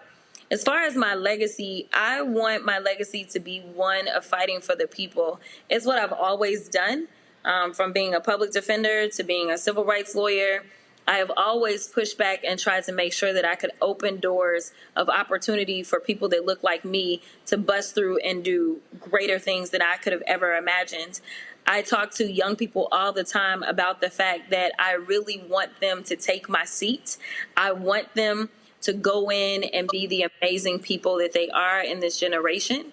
And so I don't plan to stay for decades. I have no aspirations to do that whatsoever. But instead, I make sure that we have tons of interns. We make sure that we're training them up, educating them. And my hope is that I won't be representing this small fraction of a fraction of a fraction of black women that have served in Congress, but instead the numbers start to be more reflective of what the numbers are in this country. Scott? Yeah, hey, Congresswoman A. Scott Bolden. You know, as a lawyer, questions can be more piercing than statements. And while most people say that you called her that, you actually put that in a question to Comer. I didn't miss that as a fellow lawyer, which in my opinion was just brilliant. It's like going in the back door if the judge won't let you go in the front door. So I admire you for that. I want you to talk about how difficult it is. Like, where do you go from here? And how difficult it is to work in Congress, to get things done for your district or for all of us when you really don't have a viable political party on the other side. Democracy needs two strong parties, and you're in Congress, and you got to work with people to get stuff done. But the Republicans don't seem to be interested in getting stuff done. They seem to be interested in kind of power and winning and going after the other side. So can you just kind of talk about, one, where you go from here, and two, how do you matriculate in that very difficult environment, notwithstanding the irrelevance of Congresswoman or MTG? Yeah, so great question. And I'll be honest and tell you that I have absolutely built better coalitions than MTG has probably ever dreamed of. So while I'm the minority, just last week, or actually, I think it was the same week. So yeah, so last week, I was able to get a bill out of oversight committee of all committees in a bipartisan way, because it was just good legislation. It is still difficult to get good legislation out, but I understand where the middle resides. Right now, one of my best partners is actually my senior senator from Texas. You know, Cornyn approached me and said, I don't want you to have to go and look for a Democrat to carry the bill if you are actually coming up with legislation that is good for Texans. And so he's carrying a number of my bills and has actually been a huge champion of some of my legislation.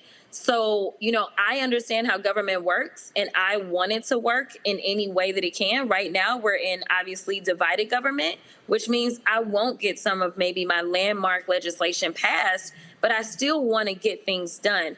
And there are still a few Republicans that want to get things done. They are becoming lesser and lesser by the day. But I think that I've been somewhat effective. We also were able to get monumental legislation into the FAA Reauthorization Act that really flew under the radar, thank God. But this was funding to make sure that hopefully we can increase the number of African Americans and Hispanics that are entering aviation, which can be very expensive, but can obviously be very lucrative.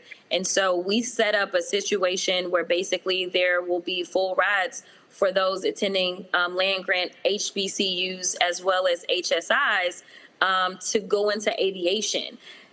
in this crazy anti-DEI environment, we were able to get that done because we were working with everybody that mattered. So I do want people to know that we are working. This is just one of those aberrations. But even in the midst of somebody coming at me, I can defend myself. And honestly, I've had Republicans coming up to me. Now, they probably won't go on Fox News and say anything. But, you know, one of the Republicans today was like, I love your lashes. Like, I mean, you know, they're good. Like, they're not mad at me. I've gotten winks and thumbs up from, like, female Republicans. Like, everyone was waiting on somebody to go in on her. So what do you say or do, like, when you go to the, you run into Marjorie, you run into Green on the hall or in the bathroom, other than putting your hands on her? What do you say? What do you think? Or do you just ignore her? I'm very practical in my practice. I mean, it just got to be a difficult circumstance. But, you know, what do you do? Or have you? Have you run into her since that? Yeah, you're Sorry. That's a compound question. Forgive me. No, we don't communicate. We never really. And because Democrats sit on one side, Republicans sit on another, we have different doors to enter, whether we're entering the floor or whether we're entering the committee. So you don't necessarily have to interact like that. But today was my first committee hearing back in oversight, and she did not show up. And it's my understanding that she didn't show up to her Homeland Committee either today. So I'm not really sure where she is, but committee was a lot smoother without her. So she, as I'm concerned, I think everybody was happy. So yeah. All right. Well, you know, she's got something really unique. She seems to have pissed off in a very divided Congress and a very divided political status in America, that she's pissed off Democrats and Republicans. That's got to be a first, in my opinion, given how divided we are as a country. She has, but nevertheless, I think I was told that she's their 5th highest fundraiser. The people that are higher than her are all in leadership. And so she does this for dollars, nothing else. This is the only reason that she does it. And so it's really disappointing that her behavior is consistently rewarded in the form of money. But when we look at polling, she actually polls the lowest of any Republican. She polls lower than the speaker. She polls lower than everybody. So when you look in a consensus type world, honestly, the majority of people do not like her in this country. But she has a solid group of people that will put their $2 and $3 behind her versus, you know, having a similar group of people that love, say, some of the Democrats and will put their $2 and $3 and $5 behind us. Yeah, sad but true. But thank you for being there for all of us. I understand that you have trademarked bleach, blonde, bad, built, butch body. True? Yes. So we filed for the trademark. And just to be clear, we did not file in my personal capacity. I filed under the campaign. And that was because this is becoming something that's in demand. And so the idea of people profiting, that's not really what I'm doing. I'm definitely not profiting in Congress. It's a poor existence, to be clear. But, you know, I'm a lawyer. Some people think I just play one on TV, but in real life, I'm a lawyer, and I was a business major as well, undergrad. And so with recognizing the demand, for me, this was an opportunity to turn lemons into lemonade and make sure that what she meant for bad, God meant for good, and we could actually use the money based on the demand that people are making on these T-shirts and all the other merch to actually put that towards my reelection, along with me being able to support other candidates to make sure that we take the House. All right, then. Well, it has been quite an interesting week. And so I saw, last question, out of all the different ones you've seen and heard, your favorite? I don't know. There's so many good ones. There's so many good good ones. One of my colleagues said she was in the DR this weekend, and they started playing one of the songs.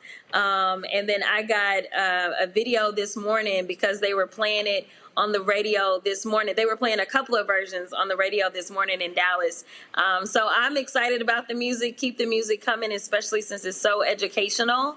But yeah, this gives people something to look forward to, and hopefully people are recognizing that it's not just the presidency, but it's looking all the way down the ballot. It's looking at who's running for U.S. rep and state rep and things like that. And hopefully they will be encouraged to do some research and get out there and vote for great candidates. Well, it was quite interesting because like the first day, Keenan on my team, he put together one with AI real quick. Y'all had that one ready?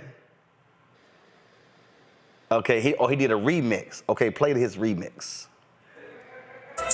Bleach blonde, bad built, butch body, shut your trap. Jealous of my style, cause you know I got that snap. Talking loud, online, you ain't built for that scrap. Keep your distance, I ain't dealing with your cap. You think you slick, tryna flex with your fake gold. All that botched up, surgery, you look old. Bleach blonde, she dyed, roots showing real bold. Ain't got no shape, but acting tough, man, you cold. Whispers in the crew, you know you can't relate. Bad built, botched up, jealousy's your trait. Can't fake the right, so he put that one together. Did you hear the gospel one? Yes, I love it. It's so amazing. Y'all roll that one. Roll that one.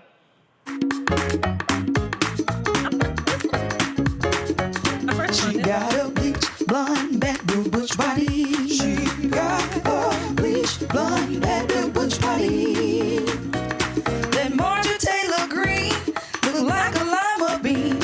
I forgot she had a bleach blonde, bad built butch body. Representative Jasmine's about that line. She about that, and she looks like she can really fight. An amazing politician, ain't got no competition. Ain't worried about a bleach blonde, bad built butch body. Marjorie tried to cause a scene, forgot she had a butch body. Marjorie tried to cause a scene, forgot she had a butch body. Marjorie tried to cause a scene, forgot she had a butch body. Marjorie tried to cause a scene, forgot she had a butch body. Black women with lashes, they won't give you gashes. Black women with lashes, they won't give you gashes. Black women with lashes, they won't give you gashes. Don't come for us unless we sit for you. She got a bleach blonde, bad built butch body. She got a bleach bad built butch body. A bleach blonde, bad built butch body. She got a bleach bad built butch body. Did one. Say it again. Isaac Hayes' son did one. Oh, I know. It was called the clapbacks. Roll it. Yes. He did one. Roll the clapbacks. She's a bleach blonde, bad built butch body. She's a bleach blonde, bad built butch body. She's a bleach blonde, bad built butch body. And she better not talk about nobody. Marjorie Taylor Greene is built like a shake machine. Nick notes in the face, cereal box in the waist. She better learn her place, cause she's about to catch a case. Talk about a black woman's lash, she'll definitely whoop your ass. She better get her face right, cause she looks like a pack of Bud Light. Oh, yeah. Bad built butch body. She's a bleach blonde, bad built butch body. She's a probably the one.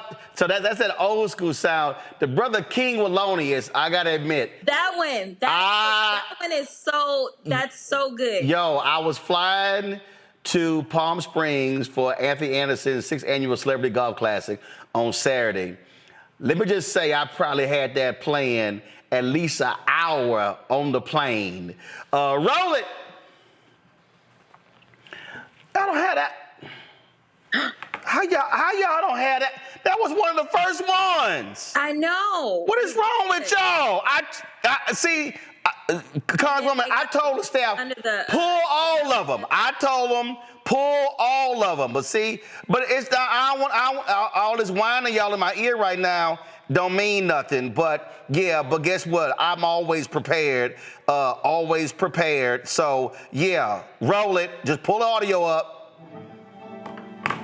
How y'all ain't have it ready? No, this is a goof.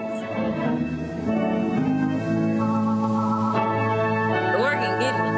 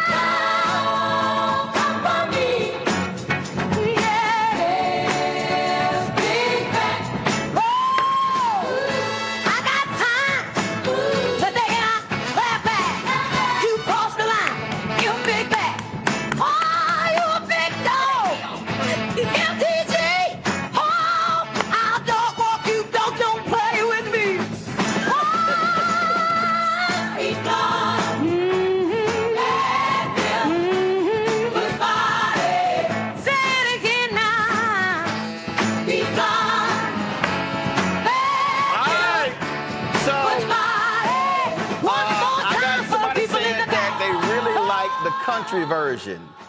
The country version was really good, but I love the ones where Comer is like, a what now? Y'all got any one of those in there? Oh my goodness. All right, let me hear that one. Let me hear that one. I need to hear that one. First of all, let's see that one too. Go ahead, go. Bleach blonde, bad built, bleach blonde, bad built, bleach blonde, bad built, butch body. A what now? Sweet. A what now?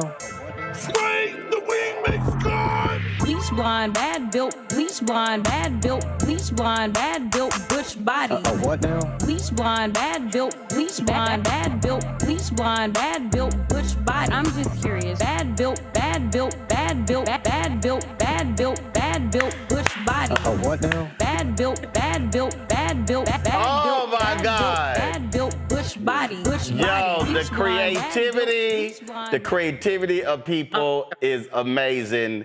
This thing has taken off quickly. Yes. Yeah. I'm appreciative. It's great. I you know what, for the first time in a long time, a lot of people that haven't been engaged in politics, they're engaging. So again, what she meant for bad, God meant for good. So I'm excited that people now are like, wait a minute, now what channel can I watch the hearings on? Well, tuning into C-SPAN. Well, and here's the deal. We carry those hearings as well. So I've already made it clear to our folk, every time there's one of these hearings, and you look, you only get 5 minutes, right? Yes. All right. So every time there's a hearing, we gonna have the full 5 minutes and run it on the show. And I told Carol, I said, because look, I've had an open invitation to every CBC member since I launched 5.5 years ago, and most of them never take it up. We are more than welcome to have a weekly segment called the Crockett Chronicles, talking about whatever you want to talk about. So all you got to do, just have your people tell Carol, hey, this week I can come on Wednesday, this week I can come on Friday. And so that's every single week we can have the Crockett Chronicles to talk about what's popping. And of course, we having fun, joking, but there's also real policy stuff we can talk about. So we're looking forward to making that happen. Absolutely.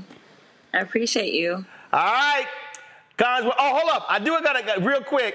Y'all, pull the photo up of that fake Delta in Georgia. Congresswoman, did you see this? Did you see this here? This woman right here is a state representative in Georgia. Old girl has been fronting saying she's a Delta. The Deltas put out a letter. Okay, apparently she ran for re-election. And she was running against a Delta. Can't nobody see that letter, y'all. She was running against a Delta. Well, what happened was the Deltas had to put out a letter stating she was not. They have no records whatsoever to support her being a member. Now, there was a woman she was running against who is a Delta, and they said she was a certified member of Delta Sigma Theta. So now you a Delta, how you feel about a homegirl down in Georgia fronting that she's a Delta? She clearly knows nothing about Delta, because one thing the Delta does is stand on business. Baby, you was never going to get too far, not in the public limelight with that fraud going on. Now, she won. She won, but the Deltas have put out a letter saying they can't find no evidence anywhere that homegirl. She literally she literally posted this on Delta's Founders Day. Straight up. Yeah, no. But I'm saying there's no way you can be in the public life and Delta not know who you are and be clear whether or not you're a member of Delta Sigma Theta Sorority Incorporated. Delta knows me very well. They know. They got all my records. So I don't even know why she tried to play with Delta. And that's got to be embarrassing, because it's got to make her constituents think, if you would lie about something like this, what else are you lying about? Yo, that was absolutely crazy. So, woo, that was a trip right there. Congresswoman Crockett, I appreciate it. My parents at my house here in Virginia, because my niece graduated, so they kicking it. So I'm sure, because Send them my love. Because they constituents too, since they living at my house. So they always down there working the campaign. So I'm sure they quite enjoyed this segment. I appreciate them. All right, I appreciate it. Thanks a lot. See you later. All right, Rebecca Scott. It's crazy how this bleach blonde, bad built butch body thing is taking off, Rebecca. That's pretty wild. I mean, I applaud her for all the alliteration. Like when she was saying it, in my mind, I heard the 6B, which is the B word, when she said that. But you know what? She had to keep it classy. And, good for her for using this as a moment to be a tool to really introduce people into politics and policy. Good for her taking this moment. And I hope that as she continues to grow in the Congress, she could bring more people into the process to make Congress accessible to all. So good for her. Scott? Alliteration strikes again. Alliteration. You know what alliteration is, Roland? If you don't, it's where you use several words with the first consonant for each word. So very effectively used. So God bless her. Such as bolded is always boring and brief. You mean like that? No. You mean that alliteration? What? How do you come up with that alliteration, though? Like what? That's not like in my vernacular. Bad bleach, butch ass body. You mean bolding, being broad, never brief. Whatever. Do you want me to go with a series of B's? Do you want me to go with a series of B's dealing with you? No, but what I'm saying is, how did she come up with those 5 B's? It's not in your lexicon. It's not in your vernacular. Easy. She was sitting there taking notes, and she was like, "Man, dog, I'm doing this old bleach blonde, bad built butch." But first of all, she done said it before, so hell, it was like now it's time to use it. Exactly. Now it's time to use it.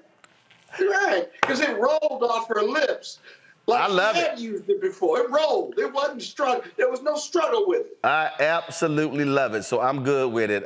Rebecca Scott, we appreciate y'all being on today's show. Thank you so very much. We're gonna go. It's after 8 too. You can't keep us after 8 like this, man. You gotta start paying us, Roland. It's 8:07. Calm your ass down. Yeah, well, it's 8:07.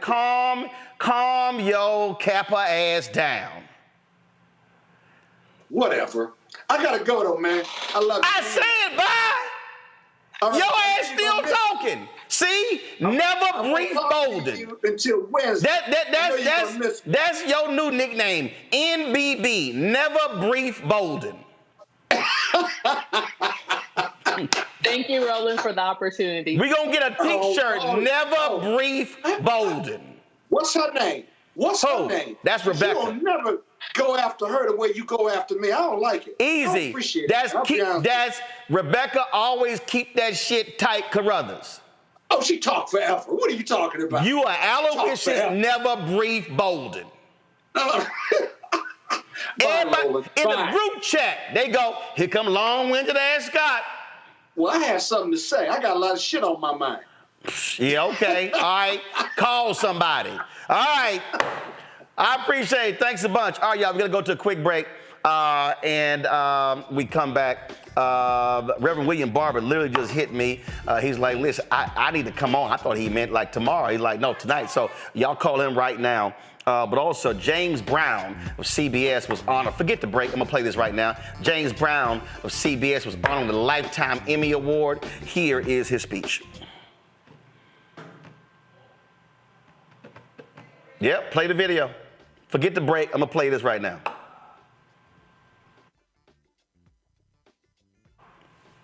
Hold on. I told y'all to pull it. Okay. I ain't waiting on y'all.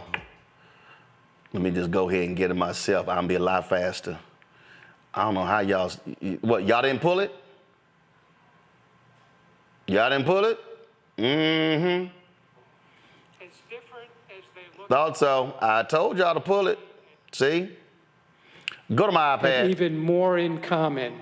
So I am so honored to present this Lifetime Achievement Award to JB, which is so totally deserved, and to pay him the greatest compliment I ever could. He reminds me of my father.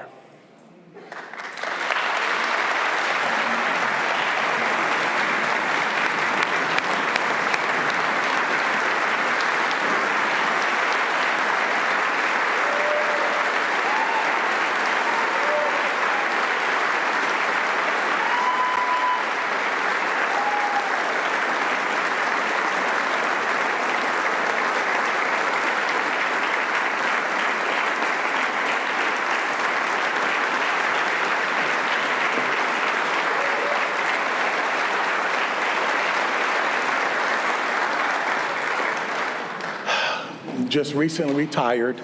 I thank you so much for taking time out with Tracy to come here and to introduce me, and you already know what I feel about you. Thank you so much. Sean asked me, please, JB, don't cry, and I'm going to do my best. Lifetime Achievement Award. You know what, in my mind, I guess the ex-athletes here can relate to this. I've always had a free agent's mentality. It was never a guaranteed contract, so I give it my best each and every time out.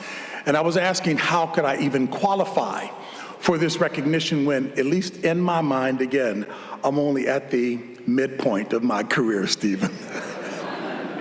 But when I looked at the Charlie Bloom produced video and the number and variety of events that I've been blessed to cover, certainly the people with whom I've worked, the hairline that I used to have, and my desperate pursuit for a six-pack that is still hidden under this enormous one-pack here, I guess I have in fact been at this already for quite some time. But I'm crystal clear that this award is absolutely not about me, but the legions of people who have poured into me. I love all of my colleagues at CBS. They're awesome people, and they know I mean this from the bottom of my heart. I think about the people who have invested in me, starting first with my mother and father. My father was a prison guard at a local prison. And my mother, wow. We called her the sergeant because she was no nonsense. We didn't call her that to her face, but we did call her the sergeant. She was the excellent homemaker that she always desired to be. They were high school graduates who I like to say had PhDs in drive and determination, and who modeled for us what perseverance and perspiration could indeed accomplish for anyone. I truly wish they could be here tonight to see this. The reason I know that this is not about me is because I look at Chris Collinsworth and so many others, and I'm not going to look you in the face because I promised I wouldn't cry. I've truly worked with some exceptional talent, and my focus has always been to ensure that their talent and insight was showcased, setting others up for success. It is a principle, and I am unashamed in saying I root any principles, if you will, precepts in Scripture, because that's the truth for me. And it's underscored in the Scripture that is found in Philippians 2 and 3, which says, in lowliness in mind, esteem others more highly than yourself. In the world of team sports, there's no question that success, no surprise, it's all about team, the many members who make up the team. Studio shows are just like that. Mike Tirico knows that. For me, that focus, that point is emphasized in the scripture found in Ephesians 4:16, in which the example of the human body is used, stating that it is made up of many different members, many different parts, and every part contributes to the fervent, effectual working of the whole body. So even though I see myself as the little finger in any operation, I know that I still need to function at my best in order for the entire body to be at its best. And I can only hope, Joe Buck, that I've accomplished a little bit of that at times. So while I am indeed more than humbled to be honored tonight, I know that the real honor indeed goes to my Lord and Savior, Jesus Christ. I'm unabashed. I don't try to beat people over the head with the Bible. I just try to model what I know are truths for me. Because in Psalm 75:6-7, it says, promotion doesn't come from the east, nor the west, nor the south. God is truly the judge. He puts down one and he sets up another. He has blessed me tonight to have my daughter here, Katrina Walker, even though she was most excited about meeting Scott Van Pelt, Mina Kimes, and Kimberly Martin more than even me. At least I know I get to share this award, as Sean mentioned, with my wife, my incredible wife, Dorothy, the heart of our family, and whose unwavering support and boundless love inspires me every day. And in this room with a lot of testosterone, if you think, in fact, I'm a well-trained husband, I am. And I'm good with that. To Natus, thank you from the bottom of my heart.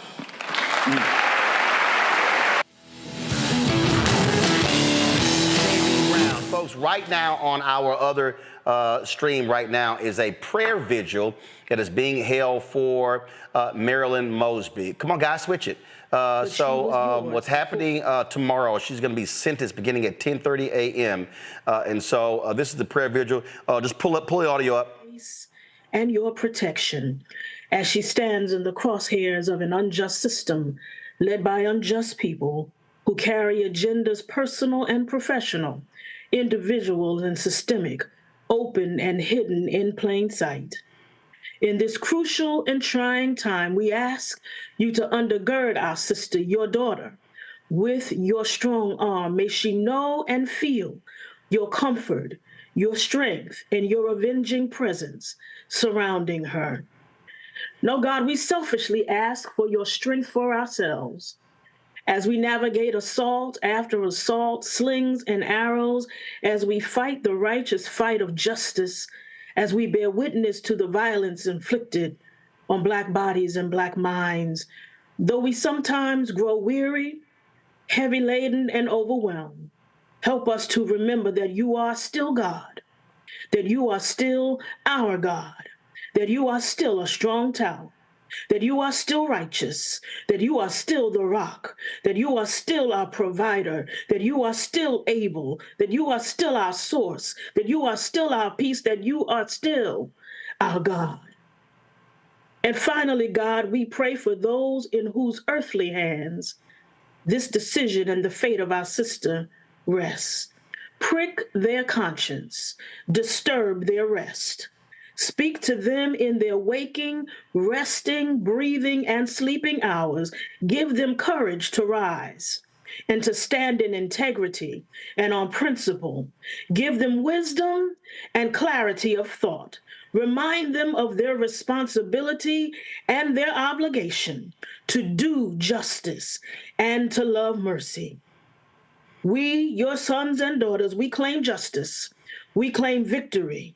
And because we ask these things in your strong and mighty name, we declare that it is so.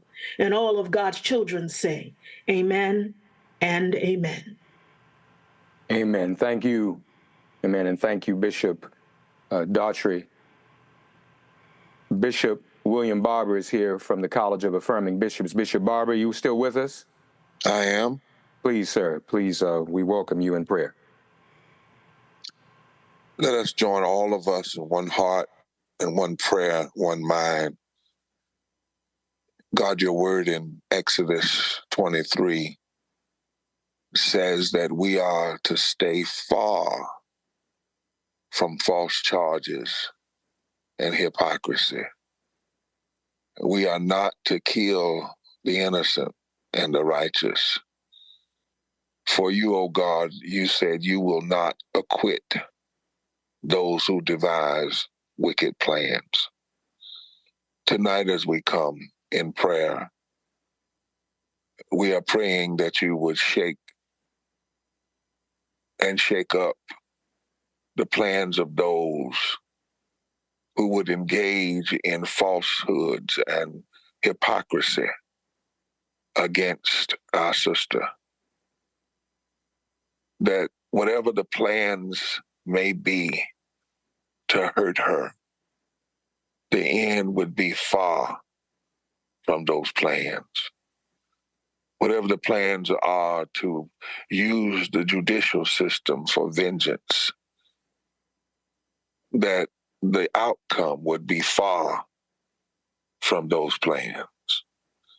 Whatever plans there are to try to make an example out of her because of where she has stood in the past and what systems she has chosen to take on, let the final outcome be far from the intended plans of those who do not have righteousness on their minds or in their plans. And then, God, we pray that somewhere in their hours of being alive and thinking, that they would hear your word, that you do not acquit the wicked, that which you sow, you reap, that when you use the systems that are meant for justice for purposes of injustice, that in the grand scheme of things, somehow what you have done comes right back where you are. We do not wish that on anyone, but we wish that they would hear that there is a certain justice in the universe itself, that it might bend long, but it does bend toward justice. And finally, God, we pray for our sister. Yes, she's a justice warrior. Yes, she's a DA. Yes, she has stood as a DA. Yes, she has fought battles. But she's a mama. And we pray, God, for her. For we know as a mother, her concern has to be all about her children and the what ifs. And we pray for those daughters. We pray that you would wrap your arms around them. And for that alone, if for nothing else, we pray that whatever plans folk have schemed up, that by your power, by your mercy, by your grace, by your truth, the wrong that was planned would be far from what ends up, that you would confuse the plans of the enemy and the wicked and the unrighteous, and that you would bless in a way that proves that we do not fight these battles alone. Hold her, keep her children, keep her attorneys, keep all of those that are around.